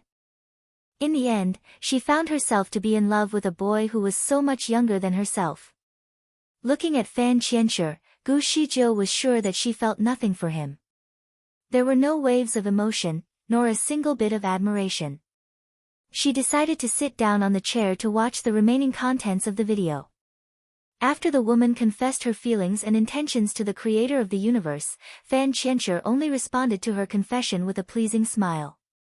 He rubbed the tip of her nose softly and said, "Silly girl, why should we be tied to tradition? Is there any difference between the married and us? Don't worry. You are my best creation thus far. I will surely grant you a perfect partner." There was a glimpse of disappointment in Zijia's eyes, but she soon forgot about it and continued her exploration of the universe with Fan Qianshi. Once every century, Fan Qianshi would invite Fuyi for a game of chess using the stars. Every time he did, he would take little Shijiu along. When the game was ongoing, little Shijiu would stay by their side and watch them. Sometimes, she would play the role of a servant and serve them water while observing their moves. At first, she knew absolutely nothing about the game and was only a quiet spectator. When it was over, she would often ask Fan Qianshi to play the game of chess with her. Hence, her skills developed over time. The next time that Fan Qianshi and Fuyi met for chess, she slowly had a grasp of their moves. Sometimes, she would play against Fuyi as well. Chapter 2682, An Exaggerated Plot of Absurdity. 2. Fuyi did not pay much attention to her at first. She was merely a stranger who was irrelevant to him. Her talent, however, managed to impress him, so he did not mind having her as an opponent for a game or two. Over time, Fuyi grew fond of her. When he went fishing in the Milky Way, he would very often catch certain fishes that possessed an immense source of spiritual power and also tasted good. He would reserve his good catches specifically for Gu Shijiu. The two men never needed any food, so Gu Shijiu would finish most of the fish on her own. Day after day, her spiritual power gradually increased. As the video progressed, Gu Shijiu realized that everything in the universe was still in perfect harmony. The main difference was that Fuyi seemed to fancy Shijiu, the girl whom he called as his young, little apprentice. They no longer only played chess together, instead, they would often travel from galaxy to galaxy together. Those were happy days for both of them. Soon, Fuyi started looking at Shijiu differently. In return, Shijiu seemed to be quite attached to Fuyi as well, whom she called her big brother in purple robes. However, Zijia's heart still belonged to Fan Qianshi. She would propose to him every few centuries, but Fan Qianshi was never in a hurry to tie the knot. As time went by, Shijio grew to have a slight feeling of resentment towards Fan Qianxue, so she started spending more time with Di Fuyi instead. Slowly, Di Fuyi realized that he had indeed fallen in love with the little girl. However, what Shijio had for Di Fuyi was merely the bond between a brother and a sister. She never took him as a lover. One day, Di Fuyi finally proposed to Shijio. He wanted her by his side, always and forever. Shijio finally realized how Di Fuyi felt about her, but she clearly knew that the man she loved was Fan Qianxue, so she turned away from his proposal. Di Fuyi was never worried about rejection. Therefore, the two of them still traveled around and explored places together. He would take her to different wine tastings in the mortal world, or share some heavenly wine with her that he had personally fermented. Feeling comfortable with the man, Shijio never had her guard up with him. One time, she got drunk while consuming heavenly wine and found herself high with euphoria. That night, they finally broke the barrier and had sex with each other. It was already too late for her by the time her sobriety returned. Without a choice, she had to agree to Di Fuyi's proposal. They went to meet Fan Qianxue and asked if he could marry them in the ceremony. The news struck Fan Qianxue like a sudden bolt of lightning. He could not find a word to express his astonishment by what had happened. In the end, he helplessly agreed to preside over their wedding ceremony. Nonetheless, Fan Qianxue still felt the need to talk to Di Fuyi in private. He told Di Fuyi about his responsibility as the master of heavenly law. As the man who governed the rise or fall of the universe, he should never have any inclination or prejudice against anyone. Emotions should be avoided at all costs, or else it would be difficult for him to be fair and objective with all his decisions. Should he get distracted by love, all 6 worlds would be in chaos. In other words, the master of heavenly law should never be in love. He should refrain from having any emotions. However, Di Fuyi was allowed to marry Shijio under one condition, which was to resign from his position as the master of heavenly law.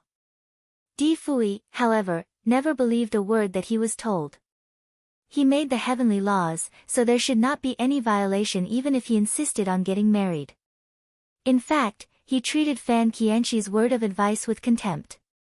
As the master of heavenly law, he proceeded with the wedding without the man's blessing. The heavenly law had come into existence for many years, so it had become the principle that paved the way for everything to flourish in the universe. It was the laws that should be obeyed by all. Not even the master of heavenly law had the power to escape it. True enough, as soon as Di Fuyi and Shijio were married, all worlds started falling apart. Natural or man-made calamities haunted many places. Most lands were disintegrated and torn by dissension. The 6 worlds were in a state of complete disorder. Eventually, Di Fuyi chose to believe in Fan Qianxi's warning. There were only 2 solutions. The first option was to break up with Shijio, so his power as the master of heavenly law would be restored. And, the second option was to surrender his power as the master of heavenly law and let Fan Qianxue assume the role. Chapter 2683, An Exaggerated Plot of Absurdity, 3, Di Fuyi took some time to consider his options and decided not to surrender his power. He stayed away from Shijio and started abusing her emotionally. Although Shijio never loved the man, she was troubled and distressed by the abuse. Nonetheless, she was too embarrassed to ask Fan Qianxi's help. Hence, she chose to endure the pain on her own. To replace her, Di Fuyi ascended a few celestial beings and brought them into the divine kingdom. He even kept these women as his concubines for pleasure. They were all young and lively. But more importantly, they treated Di Fuyi well. Di Fuyi treated them with equal kindness but still chose to mistreat Shijio. He made up many excuses to dismiss Shijio from her position as the empress. Eventually, she became a concubine and was bullied by the other concubines. Shijio always held herself aloof from the world, but the long-term torment changed her. She used to dress in white to appear elegant and refined. However, her change of character had affected her style. Eventually, she became more inclined to dress in black. In a way, the continuous abuse slowly killed her spirit and made her look dark and haggard. The master of heavenly law was allowed to have multiple wives, as long as no emotions were involved. As he managed to rid his feelings for Shijio, soon, peace slowly returned to all 6 worlds. Fuyi was finally happy that things had returned to normal. He was pleased with the changes he made and the results he obtained. He clearly indulged in his life of many wives. Sometimes, he would go to see Shijio and even stay the night. Being bitterly disappointed in him, Shijio would resist him every time he visited. Soon, their difficult relationship became deadlocked. When Fan Qianzhi visited them, he finally saw how depressed Shijio had become. Utterly offended, he could not stand the sight of the woman he treasured being abused by another man.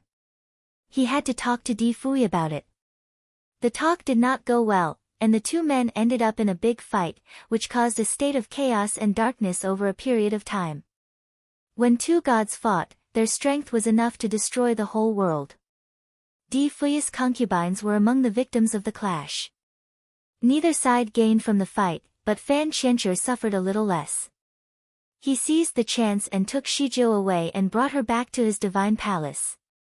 When Shijio got back to his home, she finally understood that Fan Qianzhi only turned down her proposal because he was preparing a surprise for her. He was busy preparing their bridal chamber, but a strange combination of circumstances had led her to Fuyi instead. Shijio was filled with remorse and sadness. Soon, she became ill. Fan Qianzhi never left her side and took good care of her. In the end, he told her to break up with Fuyi if he refused to treasure her as his wife. Fan Qianzhi also promised to marry her and that he would not mind her past marriage. He fell in love with who she was, not her body. Shijio entertained the idea and finally decided to talk with Fuyi about their divorce. Never had she thought that she was putting herself in a perilous position. Fuyi did not want to let go of his power, nor did he want to see her getting married to another man. Therefore, he resorted to a third option. First, he showed her around in the galaxy. They then traveled to the mortal world, and he took her to see all of her favorite places. Shijio honestly thought that it was their farewell, which was why she agreed to go in the first place.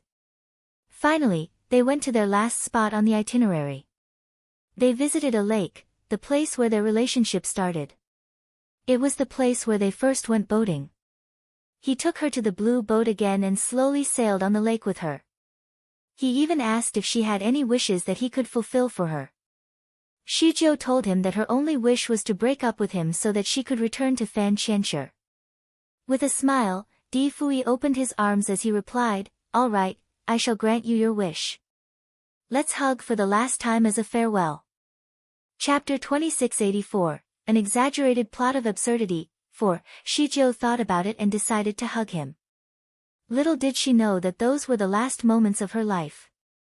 Fuyi drew out a blue knife and put it straight through her heart. The knife was no ordinary weapon. It was a magical item that belonged solely to the master of heavenly law. A normal celestial being would easily die from just a small cut. Although Shijio was semi-divine being, her body was not made to survive the attack. Moreover, the knife hit her right in her vitality point. She immediately fell into his arm as she had barely any strength left to stand or push him away. Fuyi took her in one arm with gentleness and whispered into her ear, "Shijio, I will never let you marry someone else. You belong to me. If we cannot be together until the very end, I will have to destroy you. Even in your next life, I will not let you go. I will pursue you until you choose to commit yourself irredeemably to me." He gently conveyed his cruel and unrelenting message, then, he twisted the knife around to shatter the heart of the woman in his arms completely. Shijio finally closed her eyes with dawning recognition of her final moment. "I will never love you, not now, not ever." That was her last message. In conclusion, the video was a dramatic story of love and death. The plot was carefully arranged with a good sense of rhythm and interesting contrasts of characters. Furthermore, the final death scene was the thrilling climax of the entire sequence. Shijio got to see every expression of the characters throughout the video as everything was sharp and clear. Even the water droplets on the grass were clearly displayed. The last scene was clearly very frustrating to her. Gu Shizhou clenched her fists to suppress the urge of trashing the entire screen because she had to keep watching.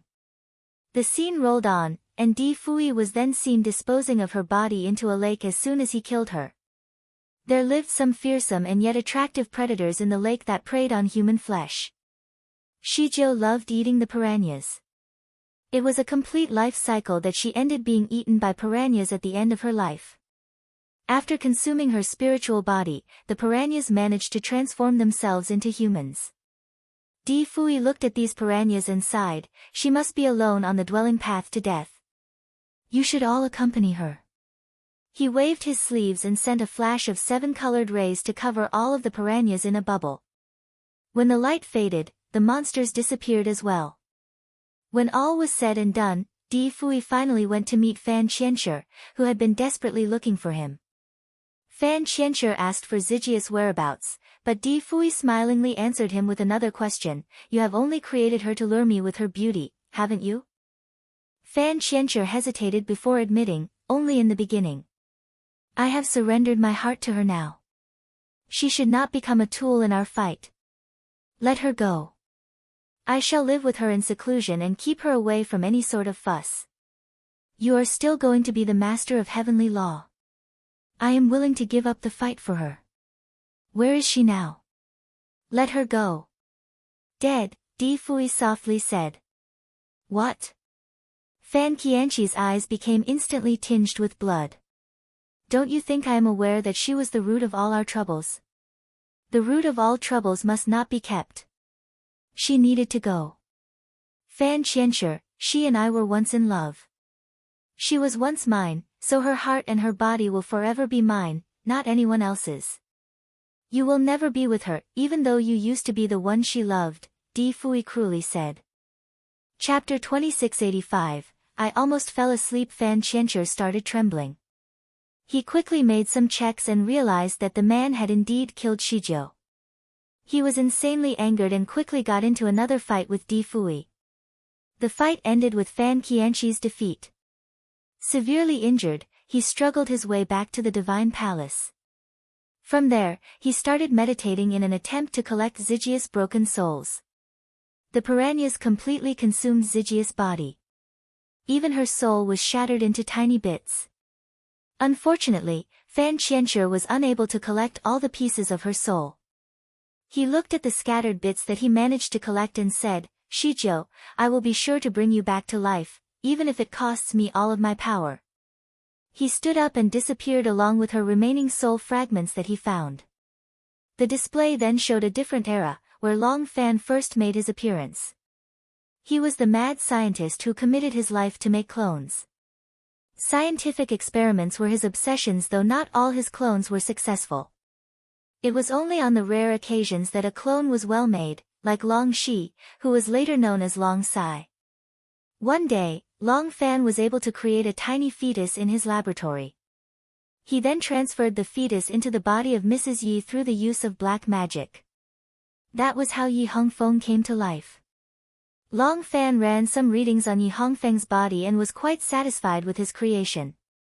Shizhou, I will make you a perfect body, he murmured. Soon, he became determined to spend more time in his laboratory to fulfill his objective. It did not take long before another cloned baby started growing in the ice coffin. When the body was ready, Long Fan carefully placed Zygius' remaining souls into the body of the clone. Soon, the baby slowly came alive. Long Fan looked at the baby who had just woken up and said smilingly, Shizhou, welcome back. Shizhou, welcome back. A magnetic voice could be heard in the background as a man slowly appeared on the screen. His robes were as black as the night sky, embellished with starry patterns that glistened charmingly under the lights. He let his long, silky hair down, but that did not take the attention away from his beautifully crafted face. He looked flawless. He slowly walked out from the screen and landed gracefully in front of Gu Shizhou. He was Fan Qianshi, the creator of the universe. Gu Shizhou sat looking at him, expressionless. So, you are the tricky one behind all of this. Tricky? No, all I ever wanted was for you to come back alive. Fan Qianzhi looked at her intensely. He took 2 steps forward and stopped about a meter away from her. What are your thoughts after watching the video? Inexcusably lousy acting and a mediocre script. Any hardworking writer can easily produce a better piece. I almost fell asleep, Gu Shizhou teased. She could not care less about the story. Don't you believe it? He did not look guilty. Instead, he looked at her with a sense of sympathy and asked, are you too afraid to believe it? Gu Shizhou gave him a tight smile. I do not care what you think. She couldn't believe in a story with so many flaws. Did he think of her as a fool? Fuyi would never do such things. If he had chosen power over her, why would he give his everything just to protect her? He even chose to have his existence wiped away in order for her to fulfill her destiny. All the stories about his ungratefulness and lack of feelings must be made up. Chapter 2686, The Fallacies and Absurdities. Although Gu Shizhou was confident that the parts about Fuyi were absurd, she also suspected that the rest of the video clip could have been designed to fool her. Nonetheless, there were a few key points that deserved her attention. Fuyi was the master of heavenly law, and Fan Qianzhi was indeed the creator of the universe, so the story about the savage feud between these two must be true. As for the origin of Fuyi, Gu Shizhou somewhat believed that the truth was not that simple. She found the explanation unreliable, though she did not have any evidence to support her point of view at that moment. What was of greater urgency was the emergence of Fan Qianzhi from the screen. It seemed like Long Fan, the mad scientist, was one of his many identities. The sight of the man hit her in panic, but she remained calm and composed on the surface. As the creator of the universe, the level of Fan Qianzhi's kung fu must be unfathomable. Even as a great deity, she was not confident that she could defeat him. Furthermore, she was trapped in an enclosure that was possibly designed specifically to confine her. There must be something that he wanted from her, and without an airtight plan, there was no way she could escape on her own. Fan Qianzhi took another step closer to her, but she refused to be intimidated. She held her ground and asked, were you the one that led the people of Blue Fox Planet here? Why would you want to do so? Simply to destroy the place. Fan Qianzhi answered with a scornful smile, why can't I? I do not appreciate the lives of the people on this continent. The reshuffling is necessary for the survival of the fittest. These filthy human species should not be occupying such a wealthy land. You do not sound like a creator of lives. In fact, you seem more like a demon. Fan Qianzhi took a look at his pinkish fingers. There was a huge ring on his middle finger that took the shape of a half-closed eye, which was quite a terrifying sight. I have created everything in this world, so I get to decide if they should stay or go. By taking away the undeserving, I am actually making space for the good ones to develop. Shizhou, you are too soft-hearted. Really? If you are really that powerful, why didn't you act as soon as you realized that the people here have become unfavorable to you? Furthermore, do you not even have the courage to face me in a fair fight? Is this what the creator of the universe should do? Don't you think this is too dishonorable for a man like you? Fan Qianzhi sat down across the table and poured her a drink. Here. Try this wine. Gu Shizhou obviously noticed the overwhelming fragrance of tea in the air, so she looked at him in contempt and said, are you sure that your nose is all right? This clearly is a cup of tea. Fan Qianzhi disarmed her with a smile. It can be a cup of tea or a cup of wine, those are just ways of naming it. What if they chose to name it as a cup of wine instead of tea? Rules are man-made, and so are the names given to everything. So, why can't I name it the way I want to? The idea sounded rather complicated, but Gu Shizhou was smart enough to grasp it. Are you trying to say that if mankind has decided all that is right or wrong, then these rules and definitions should be abolished as well? Smart. Impressed, Fan Qianzhi clasped his hands in admiration of her wits. These rules and regulations are from the heavenly law, which is a set of laws that Fuyi has developed over time. Why should I behave within the frame that he has set? I have my own ways of dealing with people and things. He tried to make his morally distorted behavior sound legitimate. Gu Shijiu answered in all frankness, in that case, I am actually glad that you are not the master of heavenly law. Otherwise, the world would be in chaos. Chapter 2687, She never knew that she was pieced together. Fan Qianxue was slightly taken aback by her remark. Shijiu, you have been brainwashed by this version of the heavenly law. I really regret everything that has happened. What do you regret? I should not have let you live your life in a commonplace. I should never have let you spend so much time with Fuyi. I should have taken you away the moment you were created. Fan Qianxue sighed. Gu Shijiu slowly swirled the cup in her hand as she listened. You could not take me with you, even if you wanted to. After a slight pause, he continued, Shijiu, you have always been very bright. However, you are mistaken this time. I could have easily taken you away, but I was not allowed to. When Fuyi murdered you, I only managed to collect 2 pieces of your fragmented soul. The rest of your soul was scattered in every possible corner of the world. In order for you to come back as a whole, I needed to collect all the pieces of your soul. I knew that it was going to be a long and difficult process. Yi Hongfeng possessed a piece of your soul.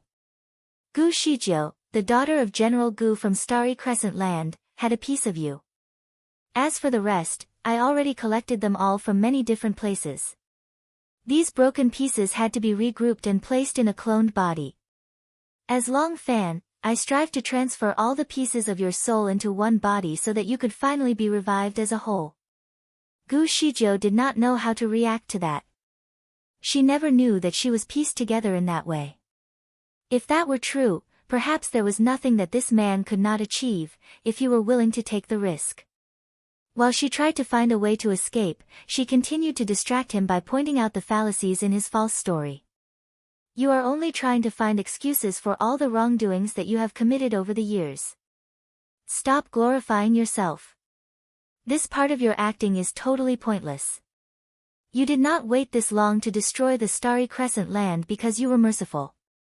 The truth is, you could not find a way to make the invasion happen. Fuyi had been here long enough to keep out the people of Blue Fox Planet or the Silver Fox Planet, however, you want to call that damn planet. My return from the upper bound was delayed for 2 years, which opened up a window for you to get through the wizardry barrier, thus making the land vulnerable to an alien invasion. Am I right? Fan Qianxue was a little surprised by her analysis. Shijiu, you really are the brightest, he could not help but compliment her. In a way, he also confessed his sins, indirectly. Gu Shijiu looked at him in disbelief, for his confession had come too soon.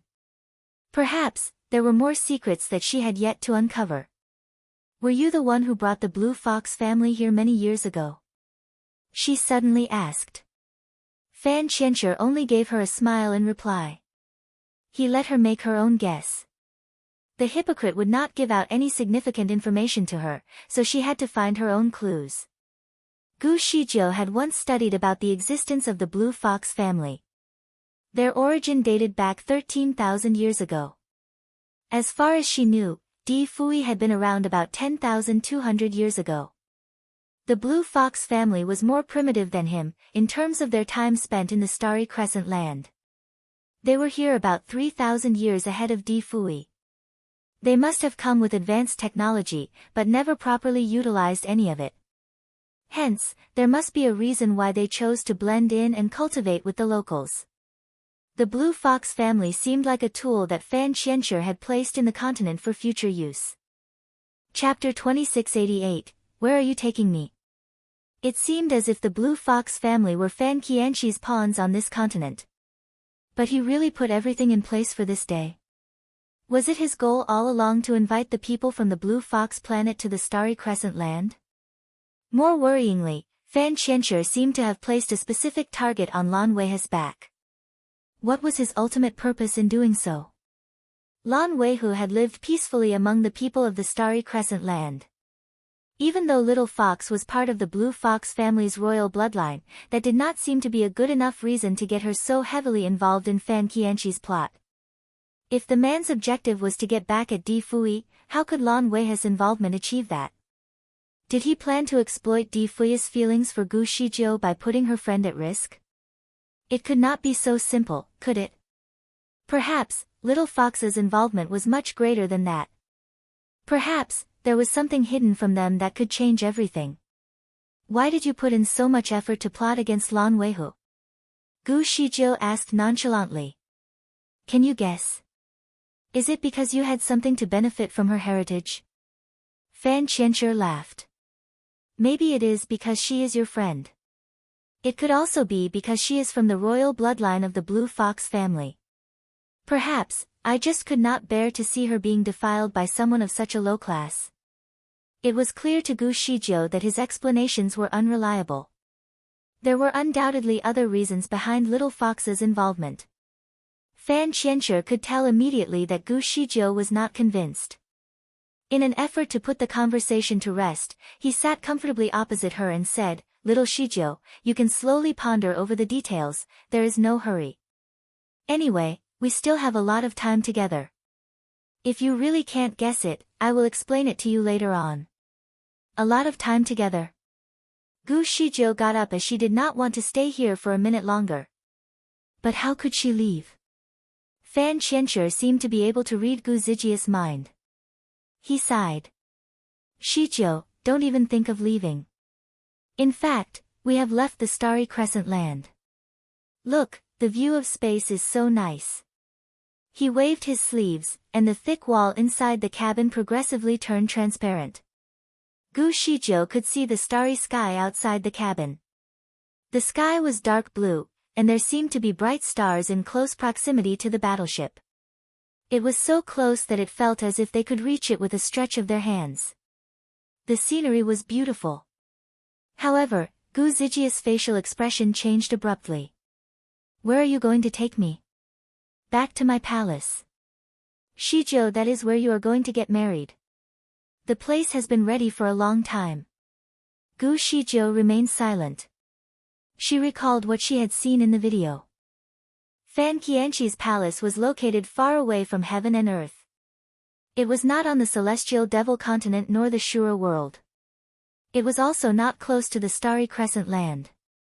Is your palace located on the Blue Fox planet? Fan Qianshi shook his finger at her. Of course not. Although life on the Blue Fox star is very decent, it is not good enough for me to consider building my palace there. You will understand when you get there. Gu Shijiu took a light breath and then sneered. Do you really need this high-tech spacecraft just to go back to your planet?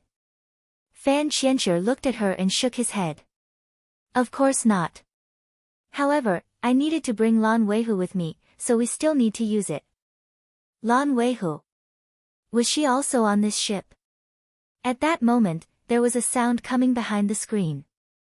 Shijiu. Gu Shijiu looked up and saw Lan Weihu slowly come out from the screen and land on the ground. The lady looked sweet and pretty. She was the fake Lan Weihu that stayed with Yan Chen for more than a month. Di Fuyi had just cured Little Fox of the venomous spell that was cast on her. All of a sudden, he heard loud cheering noises coming from the distance, so he subconsciously looked up to check what was going on. He saw an odd dish-shaped ship rising from the Blue Fox clan, breaking through the wizardry barrier of the Blue Fox clan and advancing into the sky. Chapter 2689, The Devil's Fetus. What was that? Although Di Fuyi was very knowledgeable, he had never seen anything like it before. After all, he had just returned to the Starry Crescent land and rushed here as soon as he could. He had no idea how drastically things had changed during the time that he was away. He only had a faint feeling that the aura on this continent had changed without having any time to investigate it. As he watched the spaceship fly over him, he subconsciously wanted to attach himself to it. He had always been a curious man and liked to chase after anomalies.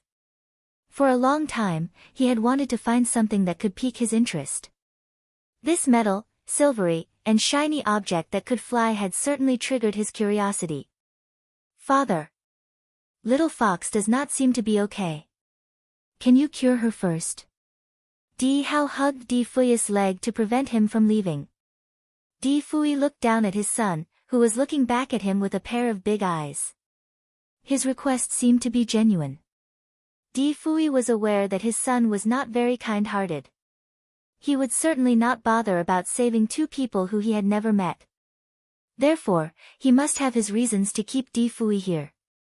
In the end, Di Fuyi suppressed his curiosity and looked at little fox to see what else was wrong with her. After a brief analysis, his heart pounded in his chest. He stepped forward and quickly looked at her face to assess the situation better. His eyebrows were furrowed. His intense gaze certainly worried Lan Weihu. Subconsciously, she took a step back and checked. What happened to me? She seemed to realize something was wrong. Celestial Master Zhua. My body seems to have been replaced. She then raised her hand and observed it carefully. This body should not be mine, this body is yours. Ah. Lan Weihu opened her eyes widely after that remark. She was aware that there was an impostor around Yan Chen that looked similar to her. Lan Weihu also knew that her appearance had gradually changed. Where was her baby? She could not seem to recollect her memories as Duan Mayan had often controlled her. After pondering for a moment, she said, I have been pregnant for more than 4 months. If this is my body, then my belly should be visible, but it is flat. Lan Weihu offered her hand to Di Fuyi so that he could diagnose her by reading her pulse. After a moment, Di Fuyi let go of her hand, and faintly said, You have never been pregnant. Lan Weihu was stunned and blurted out, How come? I have had morning sickness for some time, and the doctor at Tianju Hall had also told me that I was pregnant. Before I was captured, my stomach was already slightly bulged. Di Fuyi continued, That is because you are pregnant with a devil's fetus. Lan Weihu remained silent but was clearly stunned by the revelation. Di Fuyi gave her a brief explanation, This devil fetus is born from a kind of devil magic. It is not a real fetus, but a fetus-like object that is formed by an evil aura. If nothing triggers it, then it will grow in you quietly like a human fetus, and get bigger and bigger as time passes. However, once it is triggered, it will gradually integrate into your blood, eroding your spirituality and causing your temperament to get more and more gloomy. You would even thirst for blood. If I am not mistaken, you have been eating living creatures lately by sucking their blood and eating their flesh, right? Chapter 2690, The Devil's Fetus, 2, Lan Weihu's face was pale. She nodded slightly in response to Di Fuyi's statement and replied, Yes. You are right. It will slowly change your appearance, and eventually, you will look like your ancestors. Looking at your appearance, I would suspect that you originated from the noblest bloodline of the Blue Fox family 10,000 years ago. Lan Weihu blurted, I don't want to look like my ancestors. I want to look like my old self. Your appearance will naturally return to normal once you remove the devil fetus from your body. You don't have to worry. Lan Weihu closed her eyes slightly after hearing this reply. She had mixed feelings in her heart about what was happening to her. On the one hand, she had certainly been looking forward to having a baby. However, she accidentally saw the fake Lan Weihu once and noticed that she was pregnant too. She thought that they had swapped bodies, but her baby was still alive and well in her body as well. She did not expect that. She suddenly thought of something, and hurriedly asked, Celestial Master Zhua, is the fake Lan Weihu also pregnant? Can you ask Yan Chen? Yan Chen was currently executing the orders given to him by Di Fuyi. He meditated silently and was oblivious to the entire conversation. Di Fuyi looked at him and knew at once that he was at a critical stage of his meditation. Therefore, instead of disturbing him, he asked Lan Weihu, What has happened? Tell me the full story. Lan Weihu did not dare to keep any information from Di Fuyi. She told him everything about the invasion of the people from Blue Fox Planet as well as when she was caught. She was able to verbalize the entire story to him, succinctly and concisely. Later, she elaborated on the most recent incident involving Yan Chen. Celestial Master Zhua, while I was drinking with Duan Mayan and the soldiers, I was able to see Yan Chen and the fake Lan Weihu. She really looks the same as how I used to, and her belly seemed to match that of a mother who had been pregnant for a month. Otherwise, Yan Chen would not have been so easily fooled. She sounded a little bitter after her last remark. Di Fuyi looked down and pinched his fingers together in his sleeve. He pondered for a while before asking, "Is your fetus a switching venomous mother fetus?" Lan Weihu looked at him with a confused face. Apparently, she did not understand his question. Since returning to the Starry Crescent land, Di Fuyi's priority was to get rid of the people from the Blue Fox planet. He wanted to return the order to the land as soon as possible. However, if this were really a switching venomous mother fetus, it would be a disaster to the world. His priority would have to be Lan Weihu. If the fetus in Lan Weihu's belly were a mother fetus, its evil characteristics would make her gradually lose her own nature. The fetus was known to make its host violent and murderous. In fact, every evil act they carried out would only feed power to the fetus. When it developed, it would be uncontrollable. The person who was pregnant with the mother fetus would be easily provoked and caught in a state of hysteria all the time. It was likely that she would do things that she would regret for a lifetime. Unfortunately, the pregnant individual will remember everything that they did despite not having control over it. Distraught by the evil things they would have done, the child fetus would continue to strengthen from the misery of its host. Once the child fetus matured, it would automatically evolve into a real devil fetus. This kind of devil fetus was incredibly pure. Because of this, it would be extremely fierce and inclined to kill. Whether someone was a god or a human, once this devil fetus infected her, the person would ultimately lose their memory and control over their body. What was even worse was that the victim might eventually lose their life, and their soul would be sealed into the devil fetus for its nourishment. Di Fuyi had never seen this type of switching venomous mother fetus before. He was only told about this by his mother a few years ago. Ning Xuema was the great devil and was very knowledgeable with regards to these things. She had subordinates who were masters of venom and familiar with this kind of poison. Chapter 2691, The Devil's Fetus, 3. Fortunately, it required quite exceptional conditions to grow this venom. It needed the mother to have an extraordinary bloodline, and the child had to be specially crafted to be the same as the mother.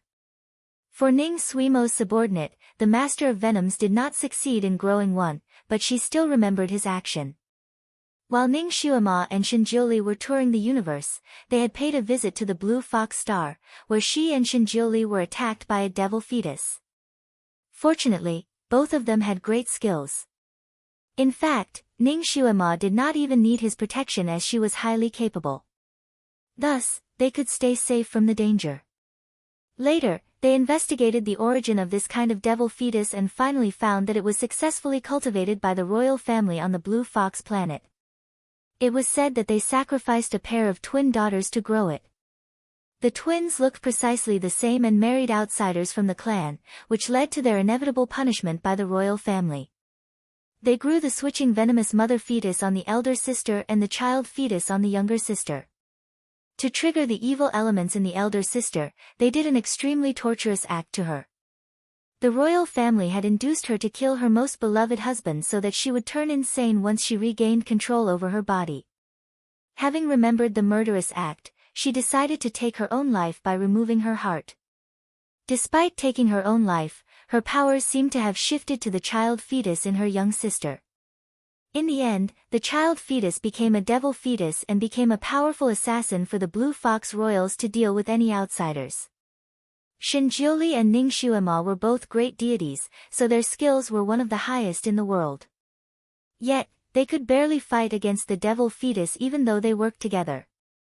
It proved that the devil fetus was really powerful. Lan Weihu was definitely from the bloodline of the Blue Fox planet. She, too, had married an outsider. She even almost killed Yan Chen. This was scarily similar to what his mother had once told him. A cold sweat suddenly broke out on Di Fuyi's forehead. If he had come a little later and Lan Weihu had killed Yan Chen, the devil fetus in her body would have been formed. He re-examined Lan Weihu's pulse just to be sure of her current status. The mother fetus was still in her body.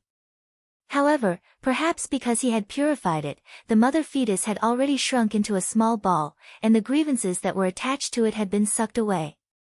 Fortunately, Lan Weihu did not kill her beloved by mistake. Quickly, Di Fuyi placed his palm on her belly and said, I will take out the mother fetus from you. It will be slightly painful, please bear with me. His aura was too strong for Lan Weihu to turn him down. She did not dare to say anything and just nodded in reply. Di Fuyi's palm lit up as his hand was at Lan Weihu's abdomen. It was now her turn to have a cold sweat break out on her forehead. The pain was excruciating. Fortunately, Lan Weihu had suffered a lot these days. Therefore, she was not so easily susceptible to pain. After 15 intense minutes, Di Fuyi finally finished the job. The colorful light from his palm had successfully sucked out a baby that was the size of a thumb from the belly of Lan Weihu. To their surprise, this baby had 4 eyes on its face and looked extremely fierce. It struggled and screamed in Di Fuyi's palm. Its 4 eyes seemed to be exuding a cold light, which would make an ordinary person tremble just at a glance. Meanwhile, Lan Weihu looked like she just soaked herself in water due to the sweat from her body. When she first saw this baby, she was terribly concerned that Di Fuyi might have misdiagnosed her and removed her own baby. Nonetheless, when she saw the 4 eyes of the baby, she involuntarily stepped back from the scene. When the creature saw Lan Weihu, it screamed even more fiercely. It struggled